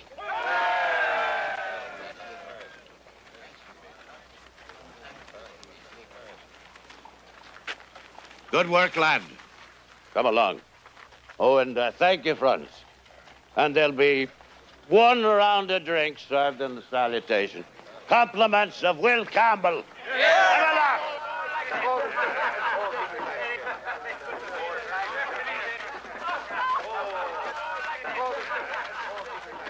Here, lad, a mug of ale for you. And Jeremy, fetch a goodly bowl of chowder from the kitchen and some brown bread. Aye, sir. That go well with you, lad. You will never know, sir. Well, we do know 'twas a bold thing you did out there. Most men would have truckled, I can tell you. Well, sir, I may have acted out of ignorance. I've only just come to Boston City. And half dead from the experience, no doubt. Well, I have been trying to find work, sir. What's your name, lad? Philip Kent, sir. Runaway bondsman? No, sir, a free man. Can you prove it? Only with my word. I think maybe there's something we can find for you to do here at the salutation. For a young lad who tweaked Tommy's beak, eh? You could use a new roof, Will. Aye, that I could, Ben. Are you good at carpentry, Philip Kent? Well, I'm sure I could learn, sir. I have used a hammer. Good. But, well, what I really am is a printer. What's that? A printer? Yes, sir. You served your apprenticeship, did you? With Sholto and Sons, London. Sholto? Will? Let your roof leak. I'll take this one off your hands. If he is indeed a printer. Say hello to Benjamin Eads, lad, of Eads and Gill.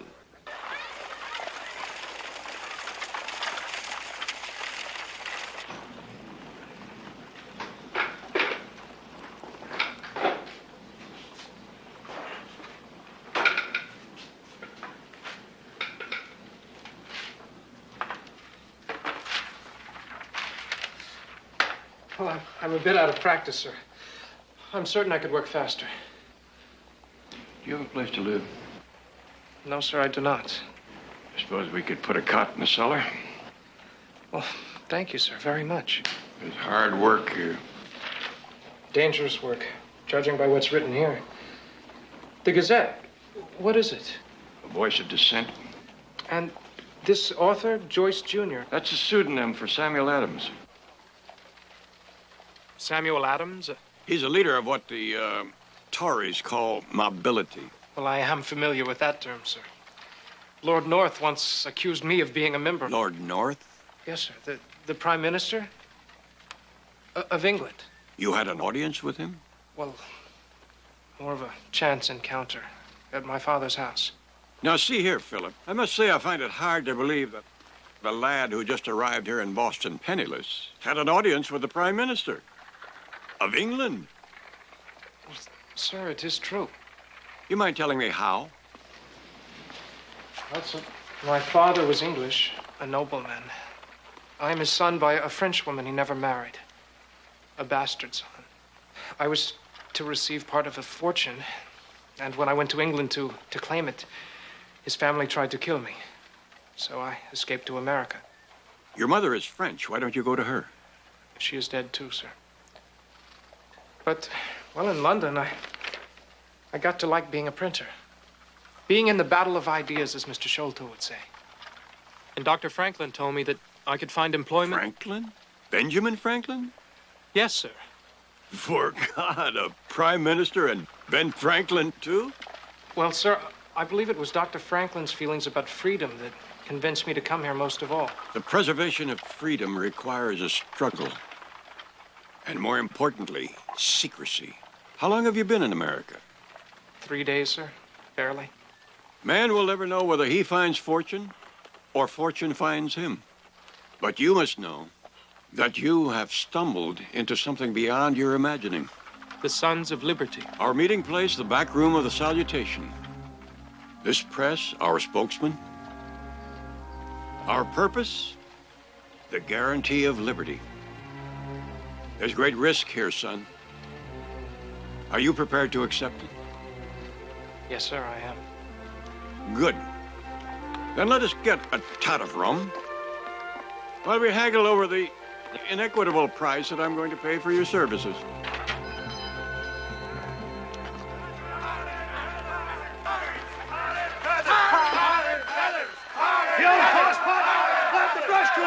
striking a boy. What is it, sir? Johnny Malcolm. Well, who is Johnny Malcolm? He's a harmless old lunatic. Backbiting scum! You are here because the King of England saw fit to colonize this wonderful land. And you betrayed him. He gave you your home, gainful employment, and laws to abide by. Mind your tongue, Johnny Malcolm, or we'll put the tar brush to it before we put it to your backside. Leave him be. He's just a senile old man. He means no harm. Tend to your cream push, Smithy. He bullied the Williams boy, and that's a fact. Upset his kindling cart for no reason at all. I'll go to Hades, a lot of you, and I will push over that little warts wagon whenever I've a mind. I know his father is spreading sedition in Boston City, and if I split his head open, I will get 10 shillings from the governor himself.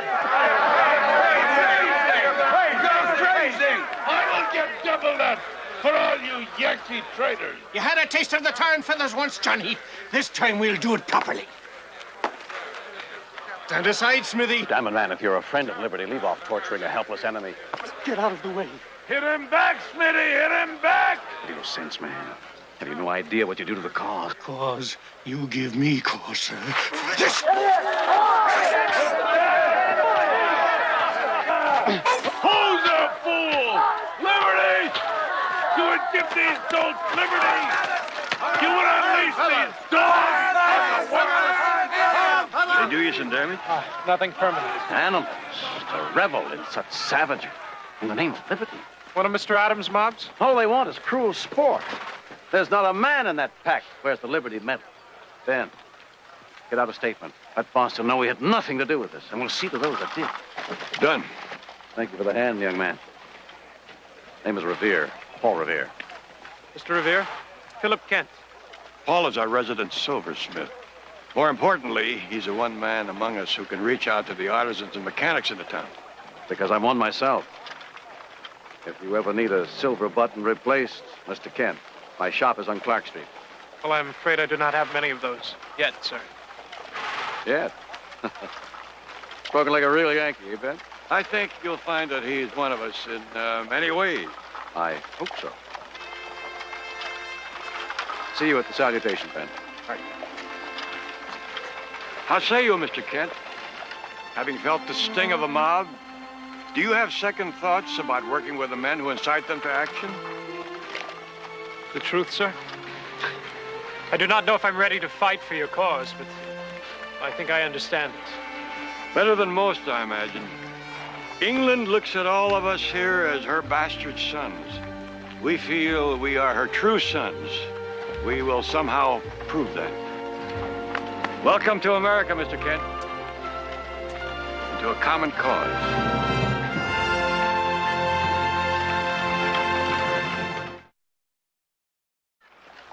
Will you see the rest of the pamphlets over to Goodale's by 6? Yes, sir. That's one more thing done. Seems to be more and more to do. Yes, it does that, sir. Lucky we met that day, Philip. You've been of great service to me. You've also earned the respect and trust of others. Will Campbell, in particular. Mr. Campbell, at the salutation? He wondered whether you'd mind to serve the flip to the Sons of Liberty. Me, sir? Aye, in the back room. There's a few pence in it, a little extra money. What do you say? Well, to have a chance to serve men like Samuel Adams, sir, I would be most honored. Good, I'll pass that along. And don't forget, Goodale's by 6. Yes, sir.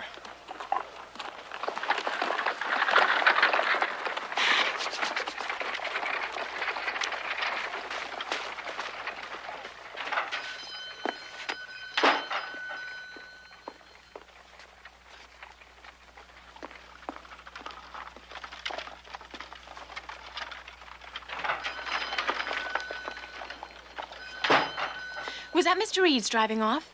Yes, it was. Oh, damn. Well, is there something I can help you with? Are you a new apprentice? Well, I worked for Mr. Reed's on wages, but I'm not bound to him or to anyone. This is copy from my father to be set immediately.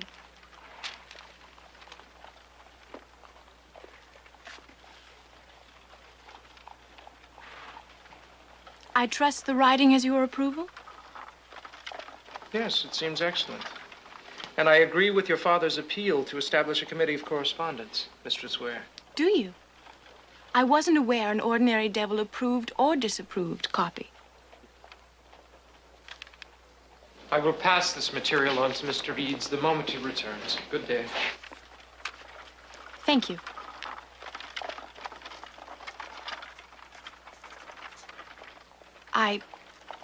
I did address you sharply.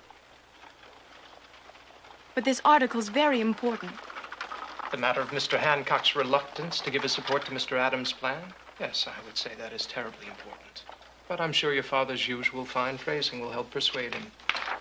You're familiar with his writing? If we print it, I read it. My name is Philip Kent.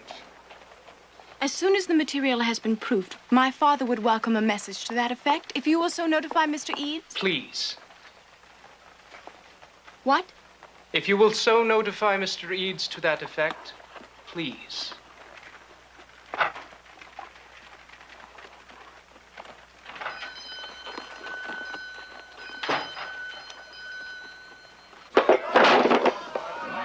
Nervous?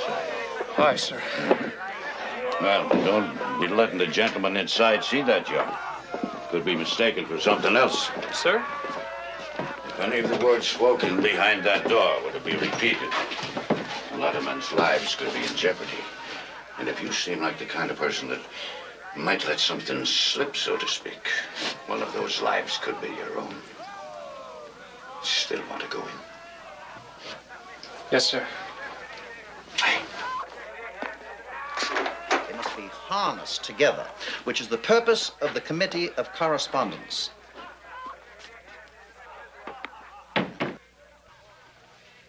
I will vouch for the trustworthiness of this young man. Samuel, this is the young man I mentioned, Philip Kent. Ah, yes. Friend of Dr. Franklin's. Well, sir, an acquaintance. And very much in his debt for encouraging me to come here. Well, we can always use recruits. And from what Benjamin here tells me, you've no love for the nobility. Not to those who treat ordinary people like property, sir. There is no other kind of nobility. You have foolish consistency, Samuel. We have friends. Like the Earl of Chatham. You can't just dismiss him because he's an earl. Principius obster, Dr. Warren. Principius obster. Take a stand at the start. The first appeasement only leads to others. Be assured of that. And at the very moment that we have no issue to stir up the citizens of Boston to our purpose, we are delivered with two. Two! Since June. And yet you hesitate. It is unforgivable. No, Campbell. Let him stay. If we hear any of our remarks abroad tomorrow, we'll know who to blame. We can trust him. He was with Mr. Eads and myself when the mob ran poor Johnny Malcolm into the tar pit. He stood with us against a lot of them. Yes, well, there you have the crux of the problem. Now, how the devil can it be us against them when we all sink or swim together? The only answer is to provoke them. I don't think it possible to provoke a populace that's grown complacent with the present prosperity. It is possible. We must hammer at them daily with issues. Yes, such as the announcement by the Royal Governor Hutchinson that commencing next year, his salary will be paid not by the Provincial Congress, but by the Crown. The working man doesn't care who pays the governor. And since these last taxes have been rescinded... But not the damn tea tax. Ah, well, now there, we have a thorn for everyone's side. Magnify it out of all proportion if we have to. But use that single issue to seize advantage. Confrontation and conflagration will surely follow. Now, as soon as the citizens understand that and accept it... Samuel, you are a manipulator. And I will never agree that conflagration, your prettified term for open rebellion, for war, is inevitable. Well, then, sir, you are blind. No, sir, you are a manipulator. You were determined to take us to war. German George dictates our course. And I say, let it be the last dictate that he delivers to these colonies. Samuel was right, Philip. Dr. Warren may say what he will, but it's there for all of us to see. We are headed for war.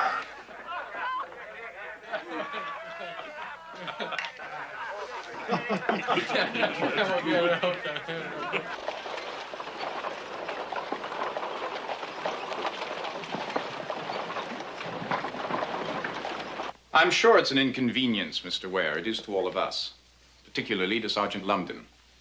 But I'm sure we'll all get used to the arrangement. Other homes have, and more will.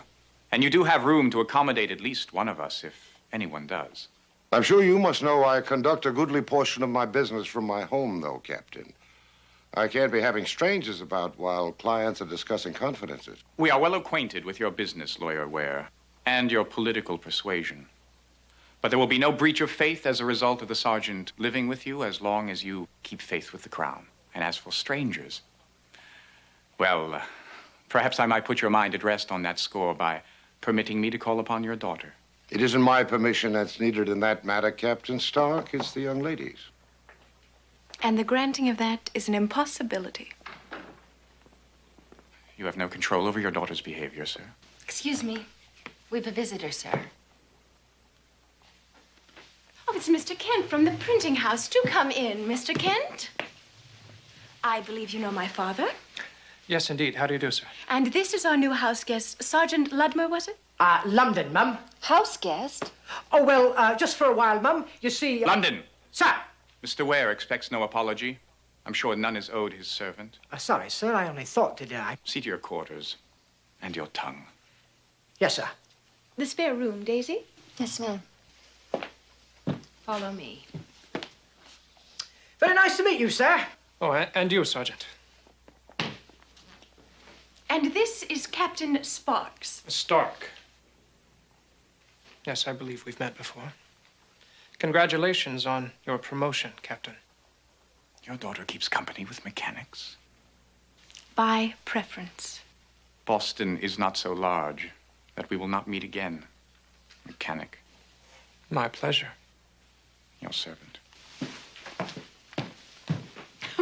They all think their uniforms make them the catch of the day. Our thanks to you, Mr. Kent. We couldn't get rid of him, even with outright rudeness. I thought your greeting was for practical purposes. How is it you're acquainted with a lobster back, Mr. Kent? We argued once, sir. About what? The scar on his face. Did you put it there? I've brought the proofs for you, Mr. Ware. I hope it wasn't too untimely. Not at all, lad. I'm anxious to look at them. I suppose I should apologize for my behavior at the printers. I suppose you should.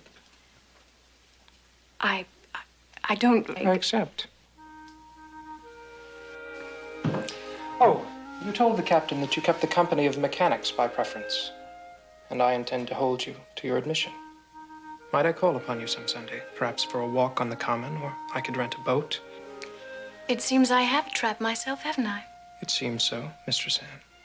You are impertinent. But tell your father that I will be back in an hour for those proofs. And I will call for you on Sunday.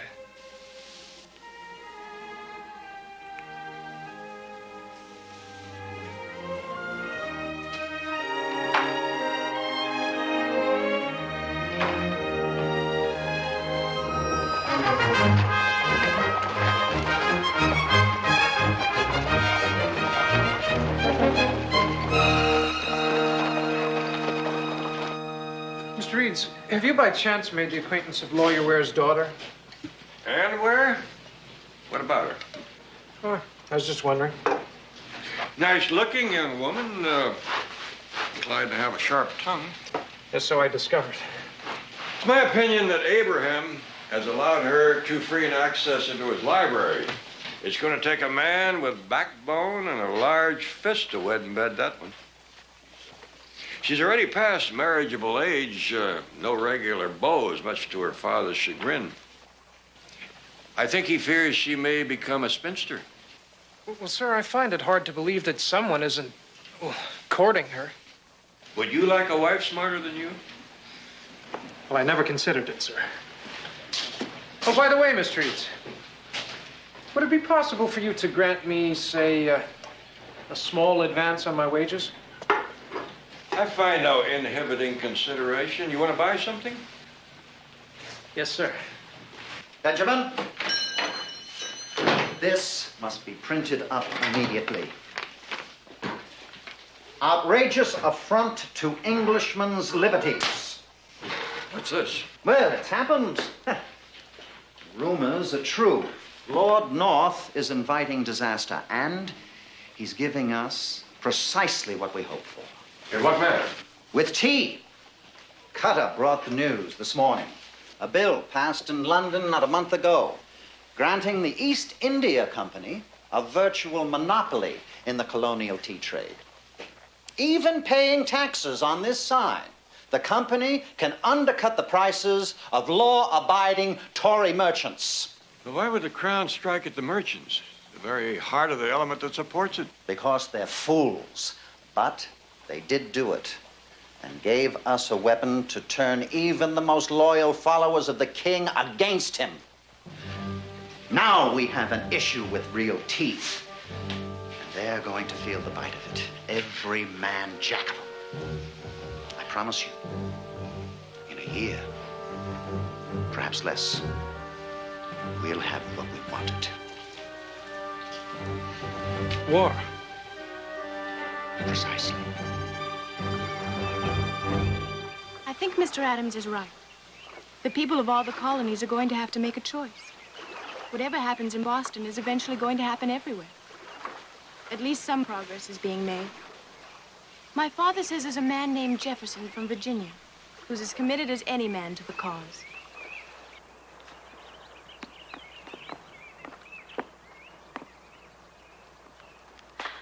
And what about you? Are you committed? Yes, I am.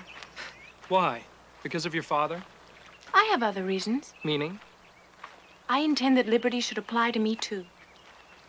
Not just to men. Why should I have to retreat from the world just because I'm a woman? The lady sounds angry. There has to be more to life than having babies and kitchens and seeing polish on hardwood floors. Plunging into politics? Hoping to be part of my husband's work someday. When I know who he is.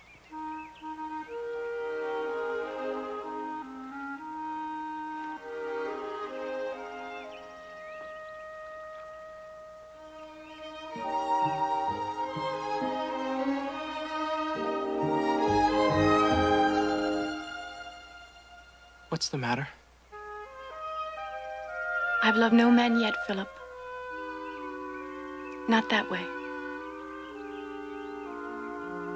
I want you, Anne. I want you too. Then there has to be more. I'm sorry. I am too. I cannot give you what you need, Anne. Not now. Because you don't know if what you need is here or back in England? Someday you'll know, Philip. I can wait.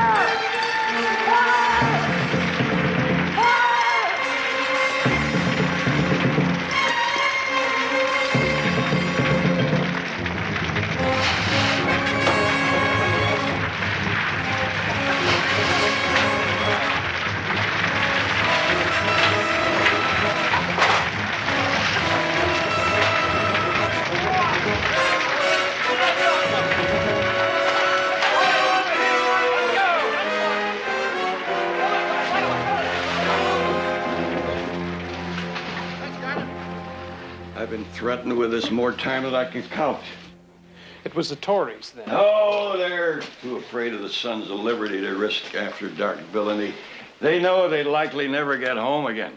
It would be the soldiers coming across from the garrison at Castle William. The right honorable king's men. thinking that they might silence our protests over the tea with a little hooliganism. Well, we'll have to print again tomorrow. They appear to have destroyed about a third of the run. We came close to destroying the only place I have to build a future.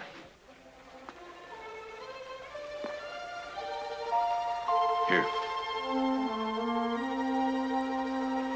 You earned this tonight. Wear it proudly. Noble birth or not, you're one of us now. And it's time we all took action.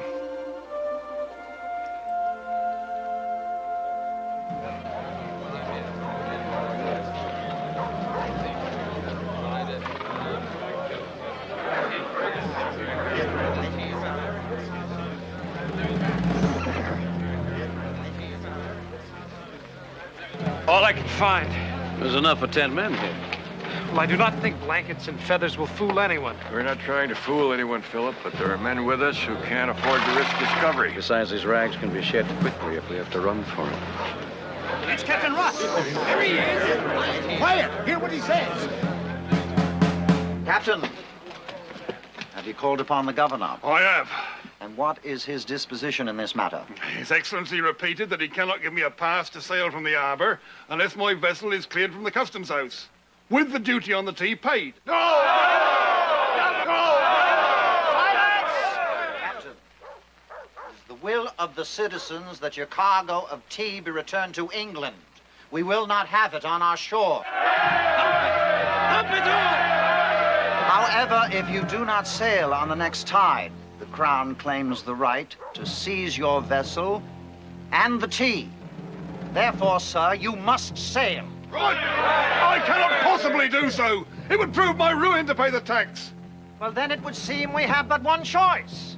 To find out how well tea mingles with salt water. No matter what transpires, from this time forward, let it be remembered that no one shall attempt any harm on the good captain here or his vessel. Now to the harbor! Let's brew some tea!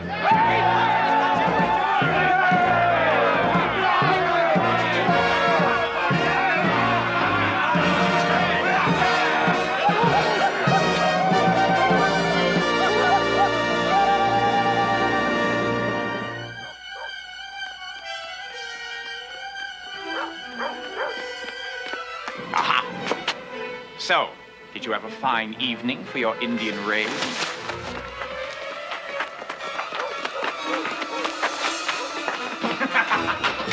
Well, the mechanic. I thought I recognized you under that blanket. Not only do you insult His Majesty's officers, but you flout his law. I guess I could bring you in front of a magistrate, but I think I would prefer a more personal justice. And while you're rotting here with the dogs picking over your bones, I will be calling upon the young lady again. Think of that while you're bleeding to death, eh? Oh.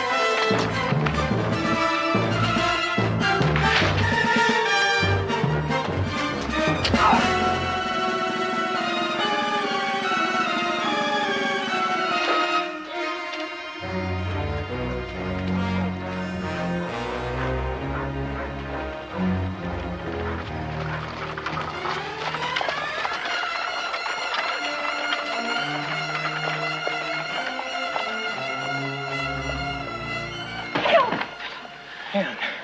I waited till Father was asleep. What about the sergeant? He was called to the harbor. Anne, you cannot be found on the streets tonight of all nights. I will see you home. No. Philip, I saw you leave. I thought what could happen. I had to... Philip. It is nothing. You're bleeding. Anne, let's go. I won't leave you like Anne. this. Inside, Philip. Inside.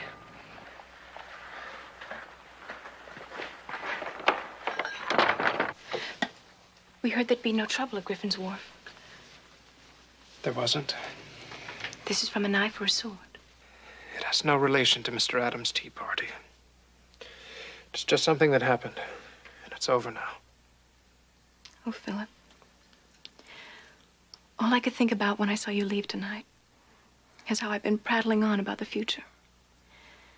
When the most obvious thing is that we may not have any future at all. Anne. Tonight I knew what I had to do. to come here and say what I've never said to anyone before. And I don't think... I want you, Philip. Without any conditions or promises or pledges about tomorrow. I want you.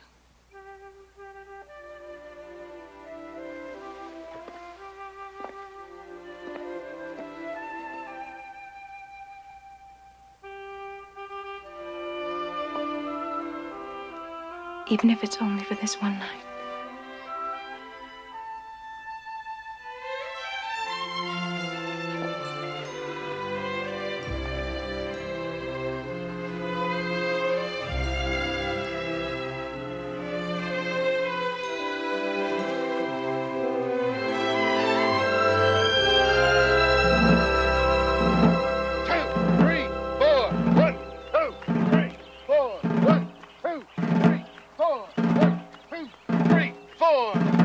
Militia!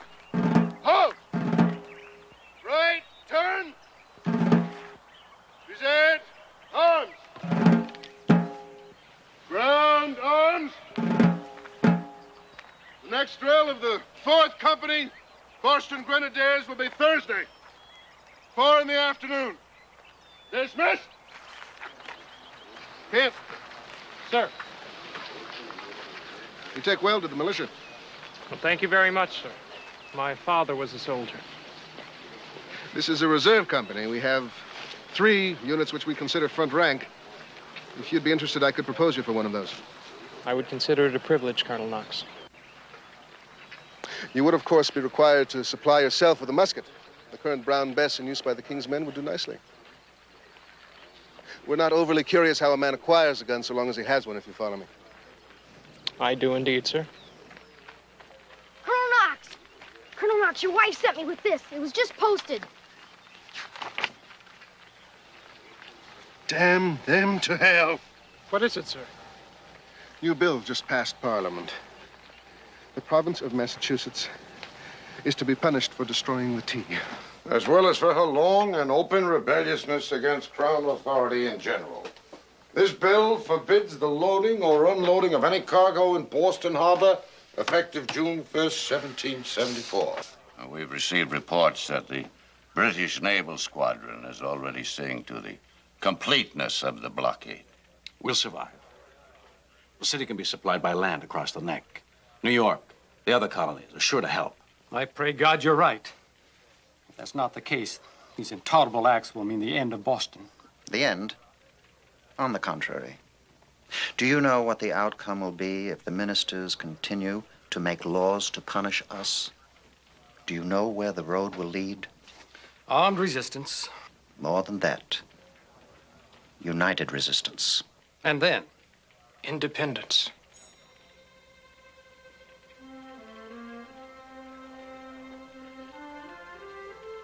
I speculated who among us would be the first to speak that word. What made you say that, son? I do not know, sir. A talk I had with a friend, I suppose. I guess it's been on all of our minds.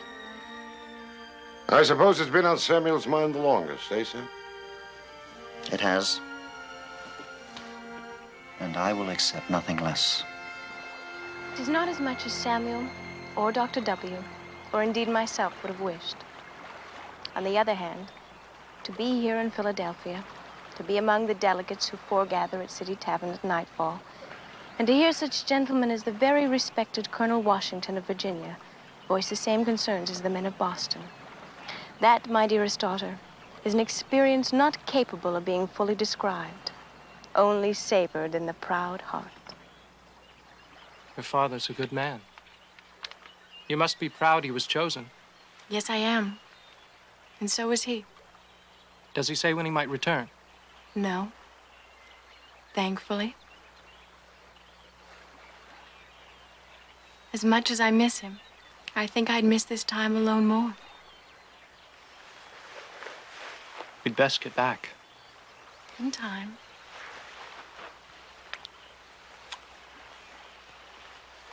Anne, we can't. Yes, we can.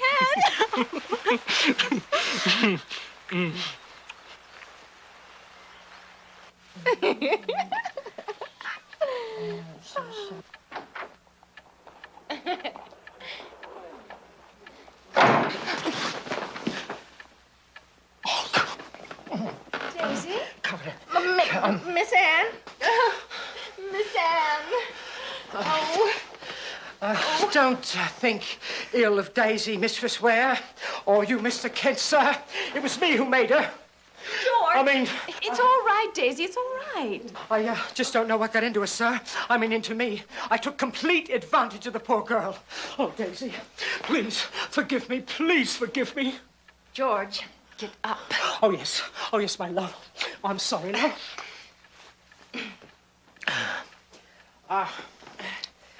Truth is, Mistress Ware, I've been meaning to speak to you for quite some time now.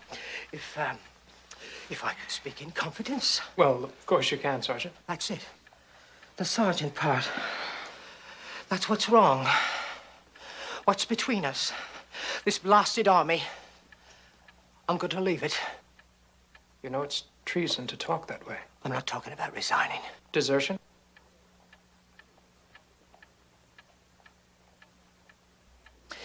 Sir, when I first came to Boston, even though I hated the fact I was here to repress fellow Englishmen, I would have struck down any chap who said I might run away. But I don't mind admitting that my feelings for Daisy have changed my attitude about everything. We're going to be married, sir. My father has a farm, other side of Concord. George could hide there. And what about your uniform? Huh? Burn the uniform, I guess. And the musket? Musket? Musket and bayonet. My price for seeing you safely to Concord. It's yours, Mr. Kent. Philip. Philip? Yes, sir. You'll need a plan to get out of Boston. Well, you said we were going to a farm, so we'll go as farmers. Of course, we'll need different clothes, perhaps a horse and a cart. We could speak to Will Campbell at the Salutation, see if he could help us out. How much you figure it costs? I'd say about 5 shillings should do it. 4, 5, 6, 7, 8, 9, 10. Now then, who is the man? I don't know his name, sir. I only know he's quartered in Lawyer Ware's house on Laundry Street. That would be Sergeant Lumden, sir. A sergeant, aye. Mr. Campbell's getting the cart for him in Kent. I must go, sir. Kent? Sir? The traitor, he calls himself Kent? Aye, sir. Describe him. Sir? His height, his likeness, his age. Describe him. Jeremy, you all right, lad? Aye, sir. Just slapped a bit over on the gentleman's sleeve while I was cleaning off the table. Be careful. Kent, tell me. 20, maybe. Not too big nor too small. Fair of color. I don't know, sir. How long has he been in Boston? In Boston, sir? Talk, lad. And straight, or I'll have your tongue. First time I saw him was over a year ago. Told Mr. Campbell he'd come in from Bristol on a freighter. Bristol? You certainly said Bristol. Aye, sir, Bristol it was. I've got to go, sir. What is it, Colonel? Are you all right? Colonel Amberley, what is this fellow Kent? Do you know him? The highwayman who left my hand this way. I'm told he calls himself by that name. And I know he fled from Bristol.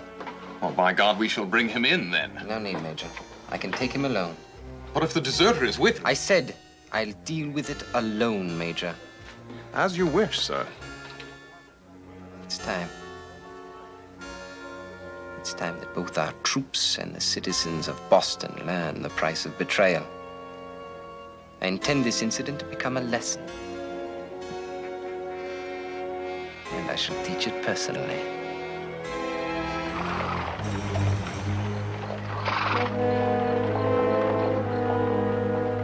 Philippe Charbonneau. Where is he? I told you I don't know anyone by that name. You know the name Kent, don't you?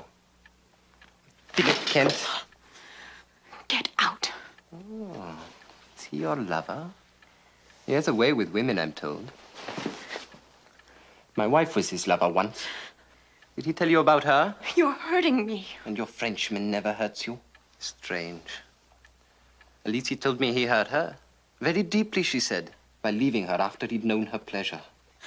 Please.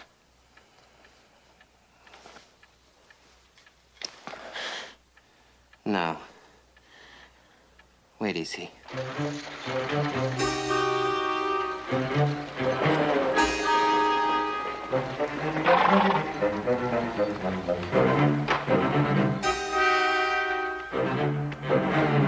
Get down, sir. Get down. What is it? Sir, an officer. Inside with Mr. Swear.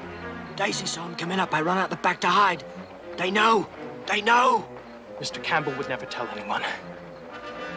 Jeremy, the boy who works for him in the salutation, he was sweeping up. He must have heard us. Sold us out.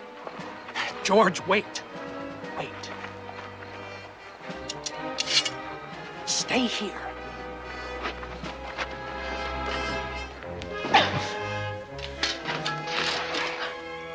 He did that to me.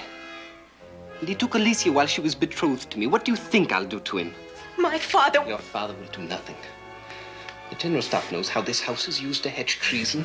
But perhaps when your lover learns what sweet pleasures I've taken here, he'll be as eager to seek his revenge as I am mine. Charbonneau. Outside. I will not spill your blood in this house. You dare to take the name Kent. I wrote Alicia about finding you. Told her about your long overdue death.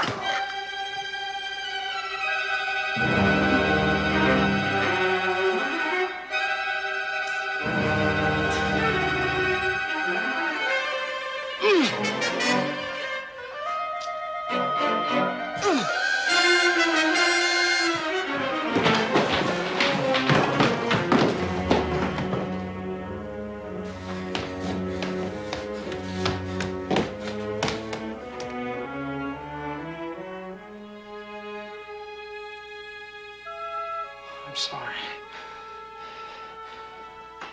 Your brother? He was many things to me, but never a brother. Anne, are you all right? Yes. But he knew about you and about Sergeant London. If anyone comes here looking for him, your story must be that he never arrived. You never saw him, you never heard his name before they mentioned that. Do you understand? Yes, but what if I can't convince them? What if they... Anne, we must move quickly and surely. Now, please, go find Daisy, get her to help you make things neat again. And London and I will get rid of his body. You can't still go to Concord. Not as we planned, anyway. If they know about us, then they know about the clothes and the cart. Now, hurry, please, get Daisy in London.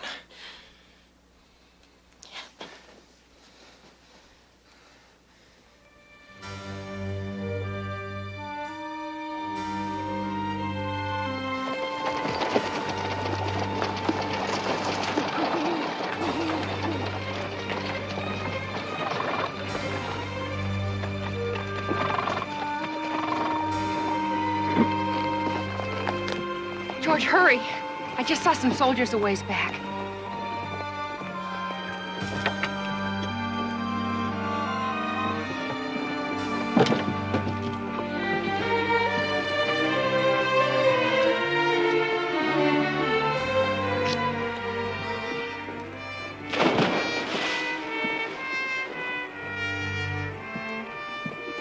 You know where to leave the cart? Yes.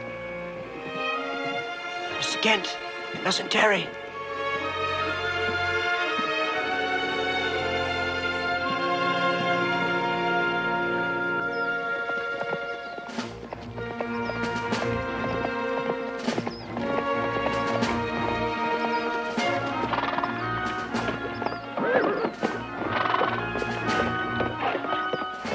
Keep your pace.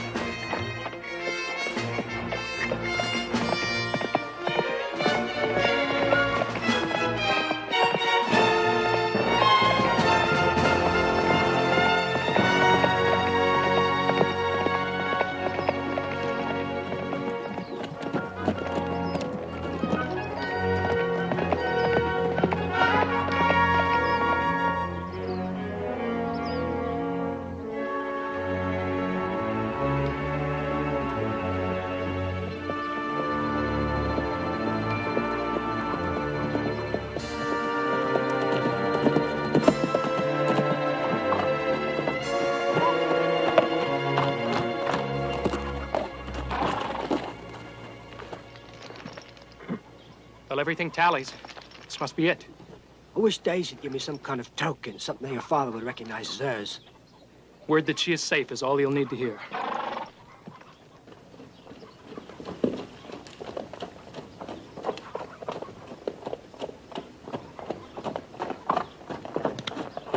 That bit far enough.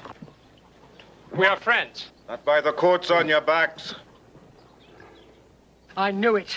Daisy told me her father would just as soon shoot me as meet me in this uniform. Be quiet, George.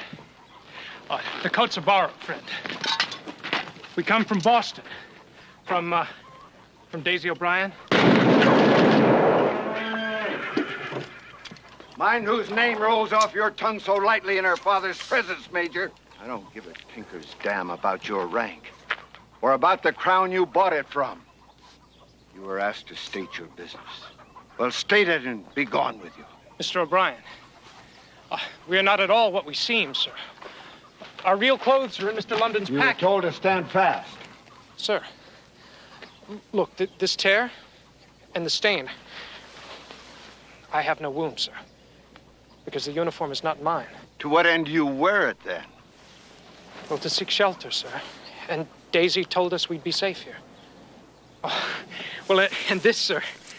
Well, this was just to get us here without question. My name is Kent. Philip Kent. Sir? Master Charbonneau. Lucas? It is you. How you be? I am well, Lucas. Much better now. You know this man? I do that. But not by the name he gave me.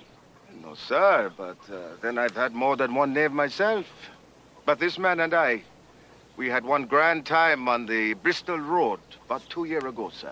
Well, a lot can happen in 2 years to change a man. They could be just what they look like. King's men, hunting for military stores. Well, sir, I do not think you'll find one of the King's men wearing this. Because you have a medal from the Mother Church doesn't mean that you...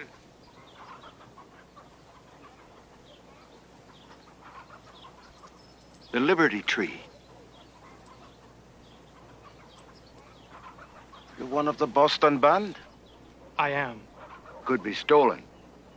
It could be. But it isn't. So, when I couldn't find my brother in Virginia, I came north, met Mr. O'Brien. That still does not tell me why these two should come riding into here calling my daughter's name. Well, Mr. O'Brien, Mr. London here is a former soldier of the King's infantry. And I helped him to escape. That doesn't explain Daisy. Well, sir, see, George. Well, the fact of the matter, sir, is, well, George and Daisy plan to marry. What? You come riding in here bold as brass, wearing those red coats, and bringing me the news that this is going to be my son-in-law? I know times are mad, but they are not that mad. Surely, sir, the story is much too impossible not to be true. Eh? Well, I suppose so. If it's sanctuary you're seeking, the price is work. Well, we will gladly pay that, sir. George plans no return to Boston, and, well, I would like to stay myself.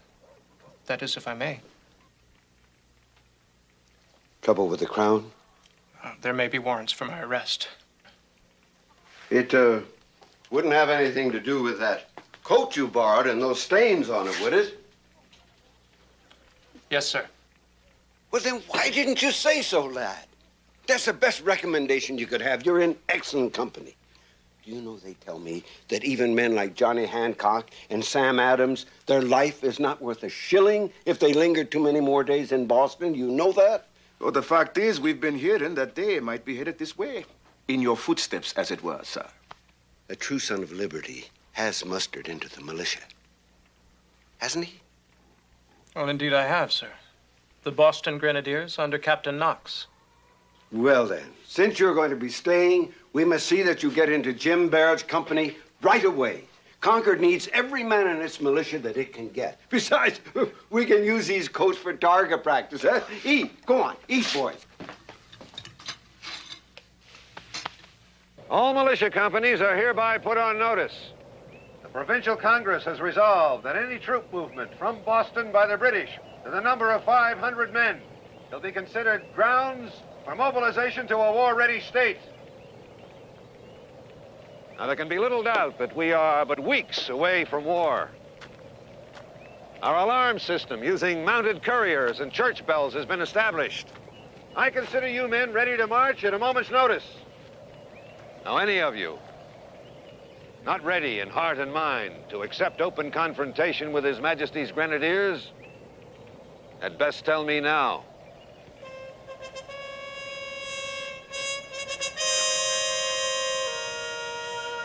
Good. And let us assemble.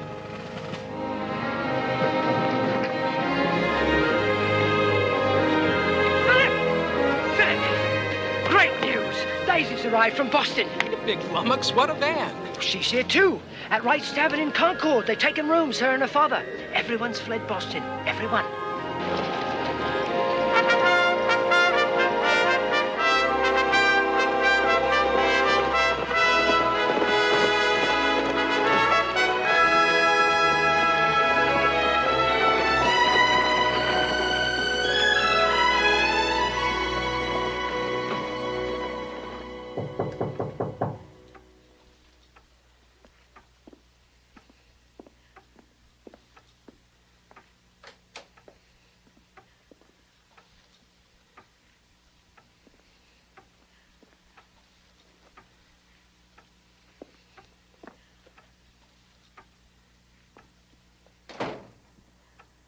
Anne. Things have been difficult. We were lucky to get out of Boston at all. This is all we were allowed to bring with us. As for the rest, the house and the furnishings, well, the soldiers or the Tories have no doubt looted the place already. But if Papa hadn't run, he would have faced arrest for his activities. Only Dr. Warren insisted on remaining behind, and Paul Revere to coordinate spying on the troops. What about Mr. Eads? The last I heard, he was starting to dismantle his press. He hopes to smuggle the pieces and what he needs to Watertown. He and the others are concerned about money. I do not understand, Anne. Why money? The printing of it. Or didn't that occur to you? What is the matter with you? This came for you. I kept it with your things. A private courier brought it to the door only hours before we left.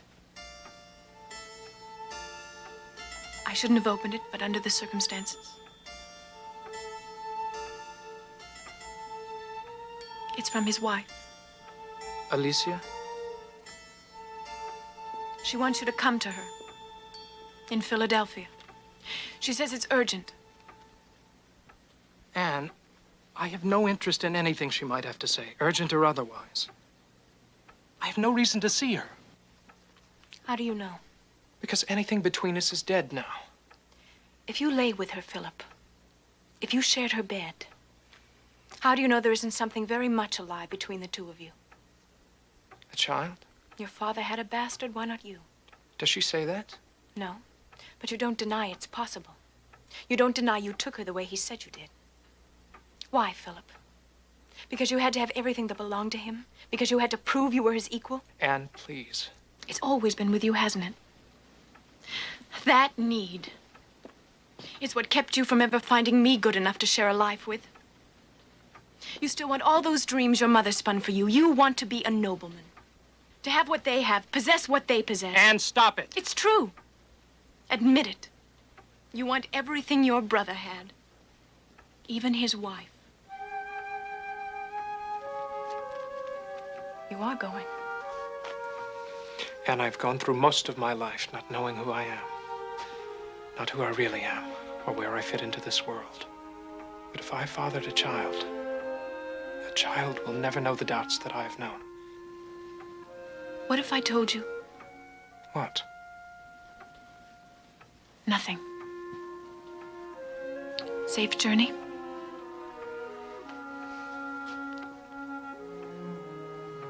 Do you understand? Yes. I'll be back. I suppose that's really one more thing you can't know about yourself now, Philip. But if you find out it's what you want, I'll be here. No.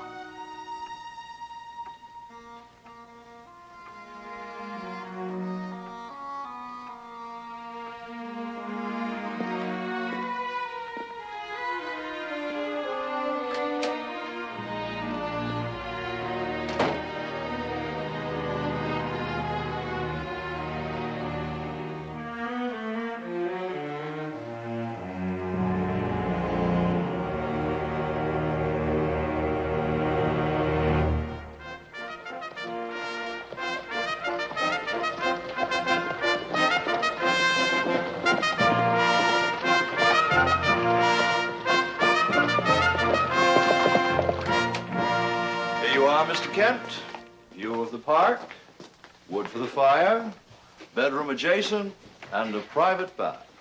Well, there must be some mistake, sir. I need only one room. A small one. Oh, quite the contrary to Lady Amberley's instructions, sir. She said the finest. These are our finest. How much? Well, that's been taken care of, Mr. Kent, for the length of your stay. I do not expect to be staying very long, sir. To the contrary again, sir, but then, as I said, the lady has taken care of everything. Is there any further assistance I can provide? No. Thank you. This, well, the room is quite adequate. Thank you very much. As you say, sir. Oh, one thing. Sir? Did Lady Amberley say where she could be reached? I believe she intends to contact you, sir, at her earliest convenience. I see. Well, thank you, then. Your servant, sir.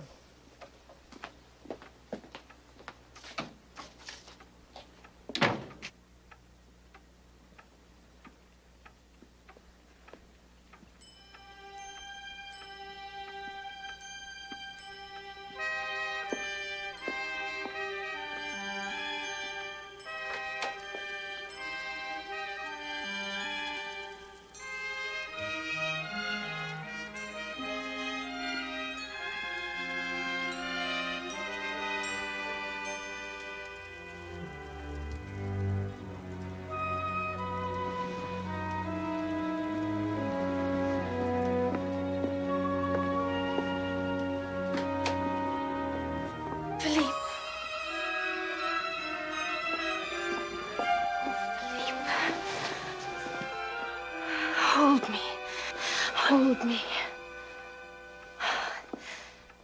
You're still the way I remembered. Your letter said it was urgent. Yes. I had to know you were all right. I had to see you. But you're really here. And there's nothing to ever keep us apart again. Now that Roger is dead, you mean?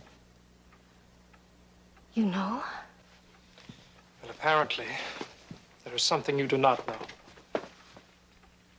I killed him. You? Of course. I might have guessed. So why did you send for me? I've lived through hell, Philippe. It was unbearable with him. And I looked elsewhere, as I told you I'd have to. But every man I turned to, every man I tried to love, failed me. They were never you, Philippe. Don't ever let me go again. It was you who let me go. Where are those French ways?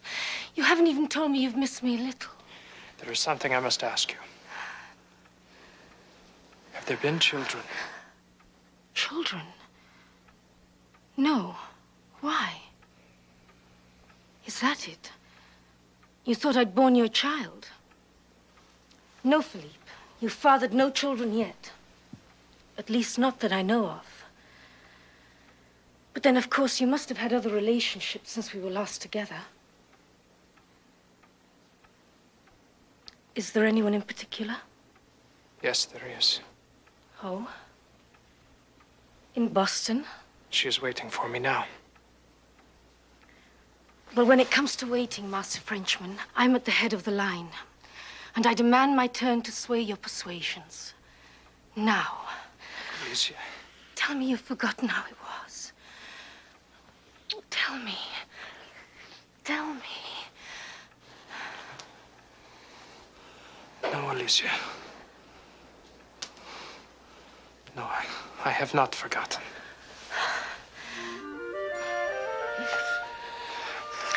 The nights you've dreamed why you were born, Philippe.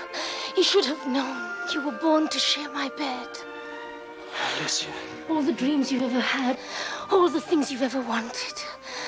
They're not dreams anymore, Philippe. They're real as I am. Take me, Philippe. Take me.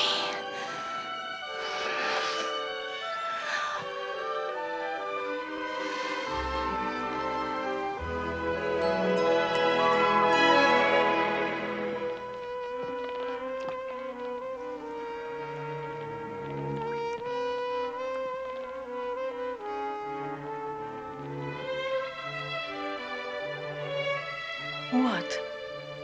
Just you. You're very beautiful. And you are in the hands of Bacchus. No, Alicia. I'm in your hands. Beautiful hands. Lovely, lovely hands. Loving hands.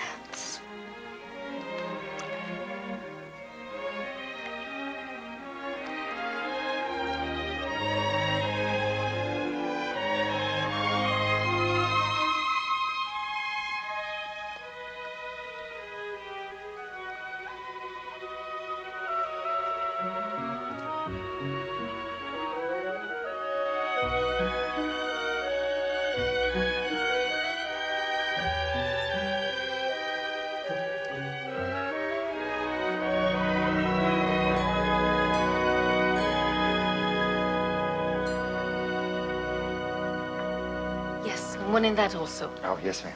Alicia, please. You don't like it? Well, it is not that I do not like it. It is just that I could never possibly wear them all. Twice. What? You may never wear them all twice. But then a man in your position doesn't have to, darling. And one in the deep green as well. Oh, most assuredly, Lady Amberley.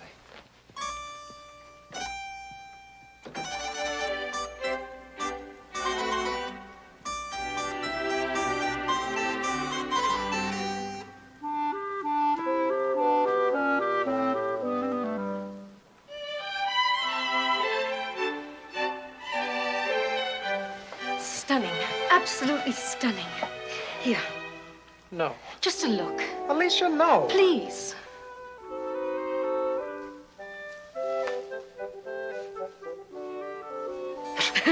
You're absolutely right, Philippe. You're much more appealing in your natural state. That will be all, Martin. Yes, ma'am.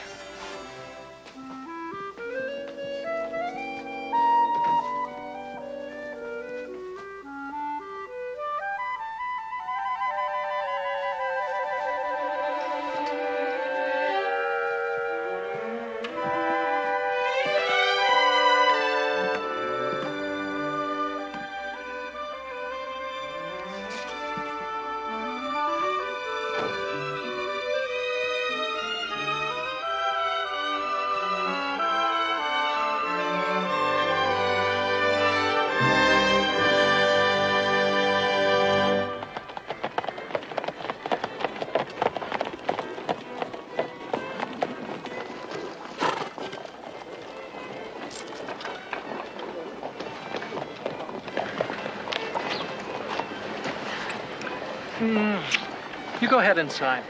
I'll be along shortly. Oh, you have something more important to attend to? I thought I might like to see how the rest of the world was doing. Boston? And England, and France, and even this fair town of Philadelphia, for all we've seen of it before today. Don't be long.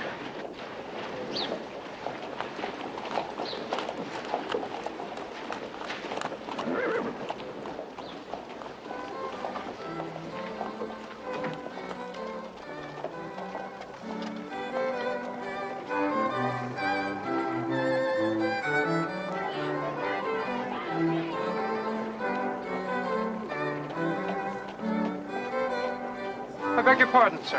Have you a copy of the Boston Gazette? There's only one, and it's over 6 weeks old.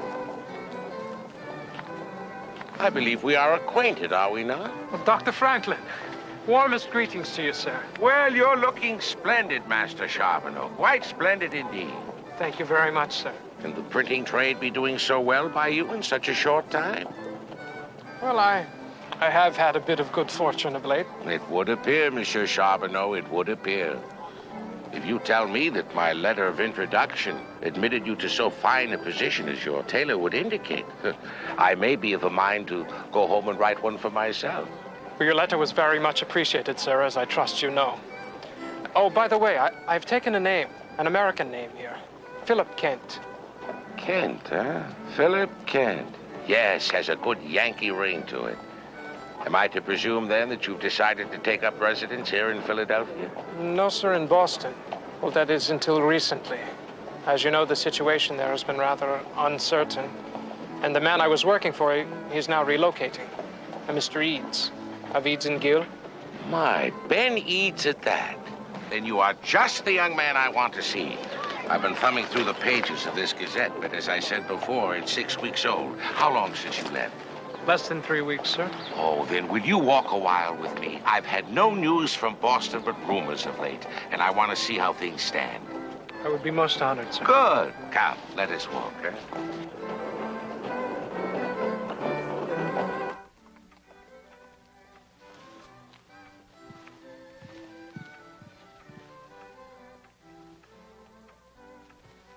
So the flames burn hotter. Well, Mr. Adams says it would lead to war. He even seems to want it. The others? But the city stands divided, sir. Even some of the Sons of Liberty question the wisdom of total independence. And you? Well, my opinion is hardly important, sir. Contrary. If war comes, it'll be young men like yourself who'll have to shoulder the muskets on both sides. Where will you stand then, huh? I do not know, sir. Mugwump. I beg your pardon, sir. Mugwump. The Algonquin Indians called their leaders muckwumps. But we have altered the word a bit in contemporary politics and made it mugwumps. But it is not a leader to us. It's a new breed of bird who sits on a fence with his mug on one side and his wump on the other. Unfortunately, however, this new breed may soon become extinct. A bird sitting on a fence is bound to catch a ball in the crossfire when the shooting starts. Well, then where do you stand, Dr. Franklin? Well, I'm not at all certain that war will succeed. At best, only a fraction of the population will support armed hostilities. No matter what their dedication, they will be only untrained farmers pitted against regiments which have distinguished themselves in battlefields the world over. Well, then you stand opposed. No. I am persuaded it's the only road we can travel. Toward independence? Yes, but this time America will be a little more than just a bastard child, thrust into the world alone and unprotected, exposed to countless risks that the more timid and the more secure would never experience. A kind of independence, Philip, that can be forged into an existence infinitely stronger and weaker than a normal course of life.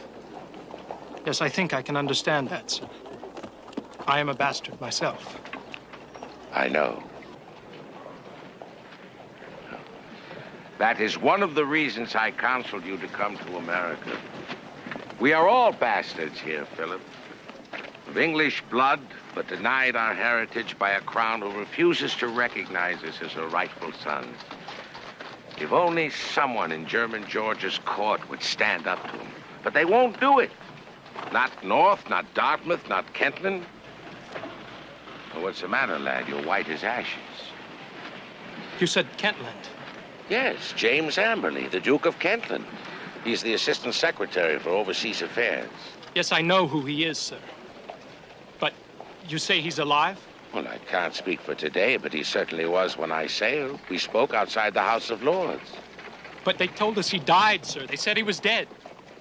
Lady Amberley, her son Roger. You know about them and about me. Not too difficult a task. From our conversation in London and what Solomon Sholto told me about your leaving and your new name, Philip Kent. Damn them. Philip. Don't hate them all. Not your father. I have a bastard son myself, and I love him nonetheless for his illegitimacy. Yes, but my mother died because of what they did. I doubt that the Duke knew that. Aside from his blind loyalty to the king, he's a wise and humane man in all respects. I am once again in your debt, Doctor. The choice we've been discussing. You've made mine a very easy one. It can't be an easy one. Not for any of us. But it may be necessary to survive, to know who we are and what we are to become.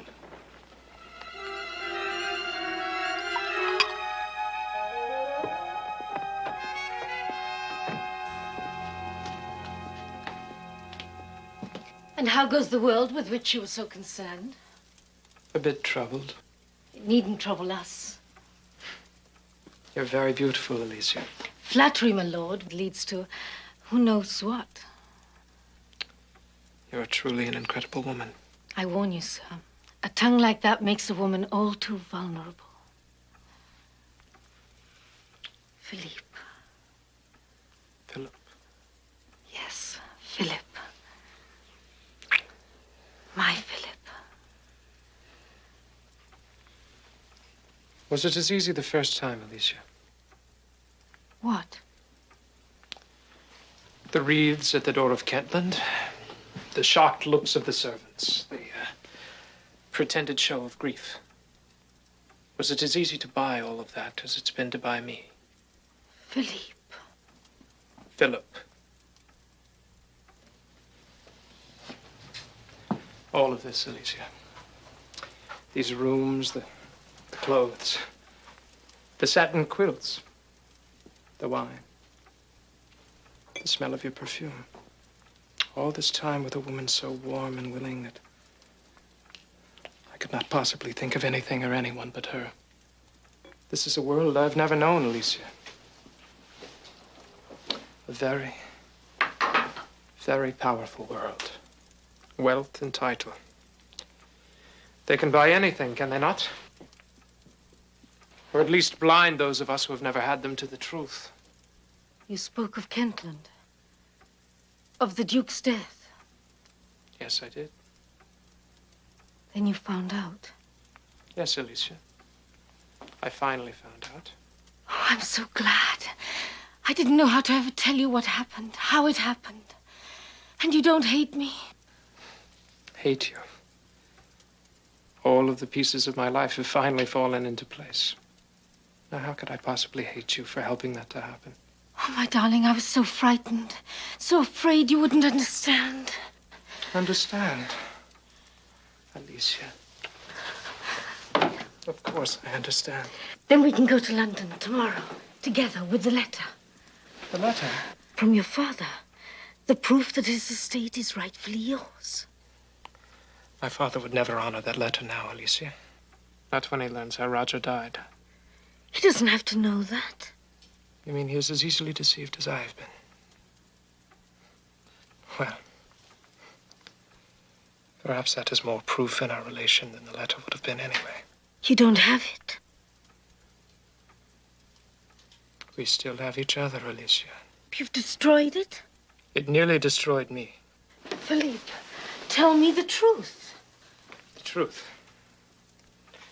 The truth, my dear, beautiful Alicia, is that I am a fool. And you are a whore. Philippe! Philippe!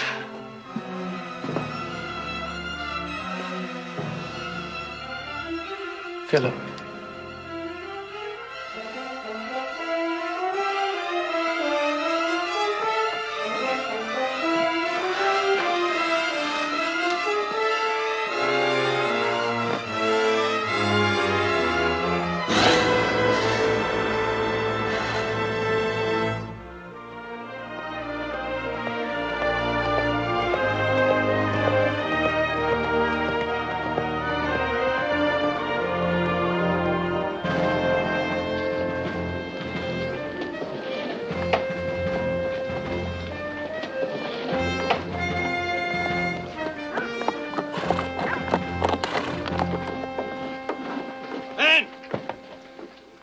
Men! Listen to me. British troops are on the road to Concord. Flanker companies from different regiments. All those already armed remain here. The rest of you get your muskets and reassemble here as quickly as possible. We still have supplies to be moved. We need every hand we can get. Now set to.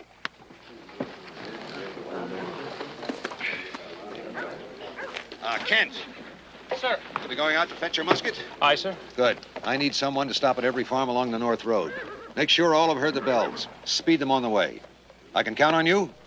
You can, sir. Colonel Barrett.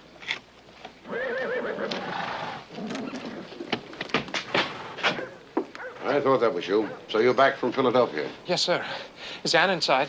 What you did, what you must have said before you left, brought her as much grief as I've ever seen. She refused to give me any details except to tell me there was nothing more between you two, so you go on, carry out your orders, and don't ever try to see her again.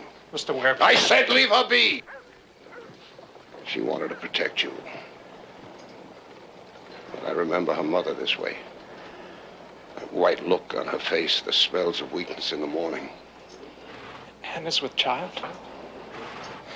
Sir, I have to see her. I'll use it, Kent. If you even try to see her again. Kent! Damn it, get going. Now that's an order. Yes, sir.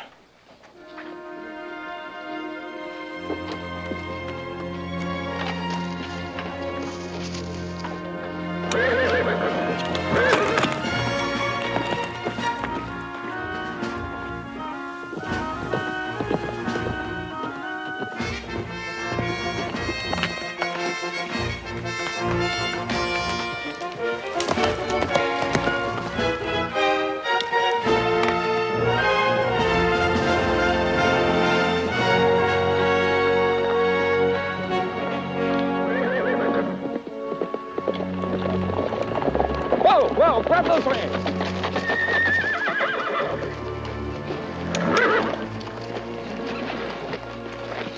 Kent. Mr. Revere. Do you know him? Aye. From Boston, and a high son of liberty, too. You came up the post road? Aye, sir, I did. Any sign of redcoats? Well, no, sir, none. There's a detachment abroad. We've no wish to run afoul of them. Aye, lad. We're riding express to give the alarm. Last night, light infantry and grenadiers started slipping aboard boats on the back bay. We might have been surprised, too, but one of our lads found two mongrels bayoneted on the streets. To prevent them from barking. But thanks to Mr. Revere and Mr. Dawes, our expedition is a secret no longer. If you're still with the militia, you'd best get to your unit. British. Away, and Godspeed.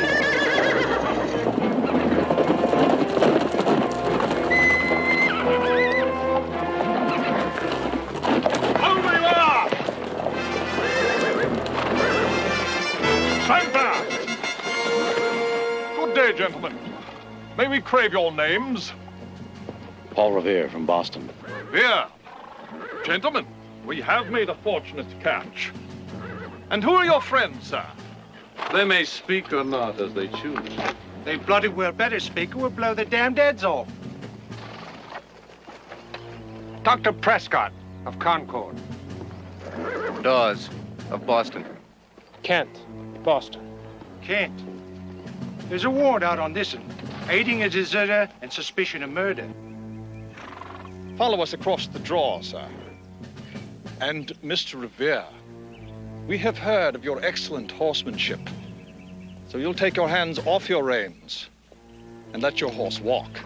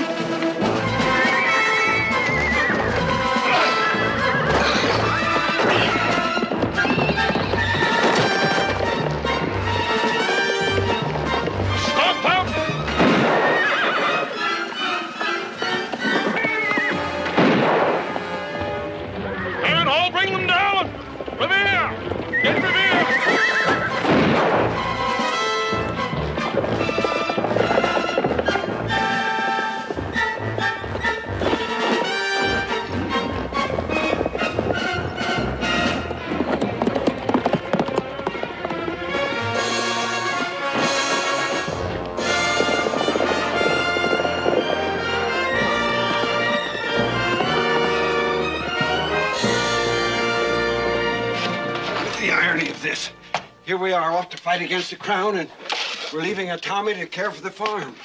Well, I'd feel much better if we had a spare musket or two, sir. Don't you worry, Sergeant. If the Grenadiers get this far, there are plenty of sickles and scythes in the barn, and a loft you can use to drop down on them by surprise. By God, you can count on it. What about me? You'll be riding with us to Concord. If there's to be marauding, it's best you're in company. Lucas, let's saddle the horses.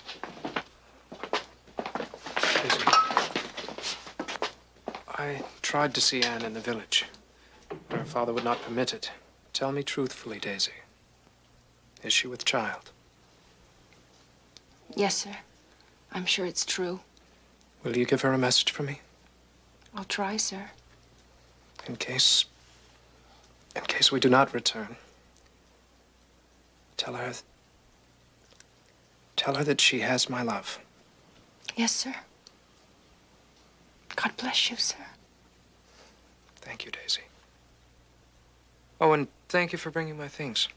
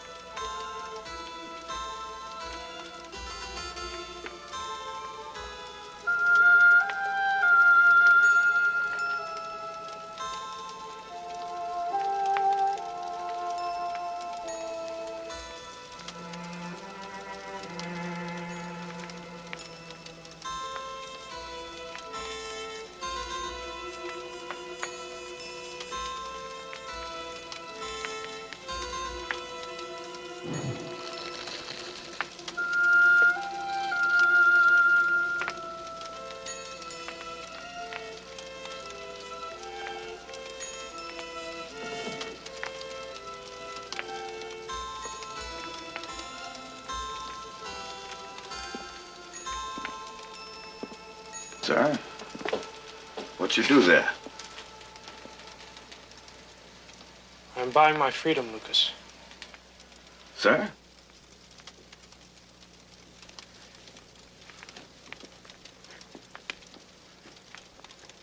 You met my mother on the road to Bristol. Aye, she was sick. She was tormented all of her life by a fear of poverty. She once told me that the greatest crime a man could commit is living in poverty, dying in obscurity. She made me vow to her that I would never do that. That vow sold me into slavery. You are bound to no man. No, not to a man, but to a way of life. My mother was wrong, Lucas. Living in bondage to another person's principles, another person's values. Bondage of the body, bondage of the soul, it doesn't matter which. That is the greatest crime a man can commit. For it is a crime against himself that destroys his own identity, even his own worth. That's freedom, sir. Now, if you're ready to defend it, your horse is saddled. Mr. O'Brien is waiting. And I thought you might want this. It's a little old, but it's warm. Are you sure you will not need it? Well, a man doesn't need more than one coat at a time, sir. No. No, he doesn't.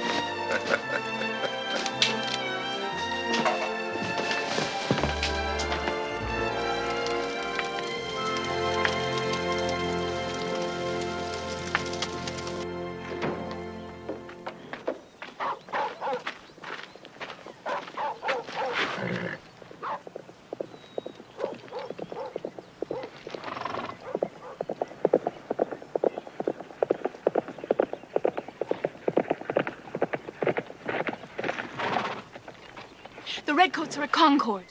The commander's headquartered at Wright's Tavern. The soldiers are going from house to house. Has there been fighting? Not when I left. The troops are on one side of the bridge, and our militia is forming a line to hold them there. We'd better get to Colonel Barrett. Daisy, you stay here with Mr. Swear.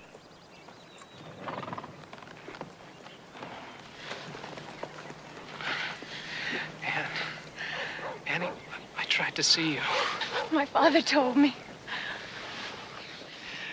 Why did you ever let me go? You had to go, Philip.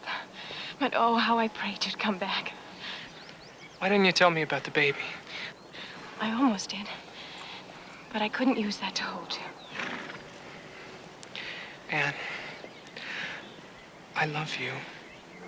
I love you. Ken. Yes, sir. Annie, men will die today on both sides. God knows what the future will bring for any of us. Or what I can promise you. But if I come back, and if you'll have me. Yes, Philip. Yes.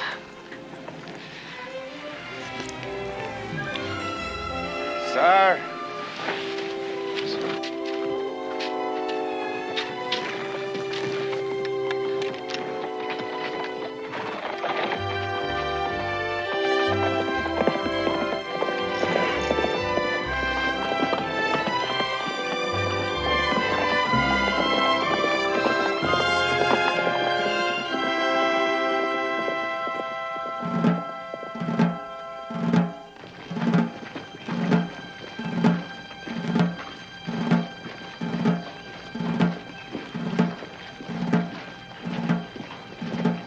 Philip Kent, one of a rare breed of men.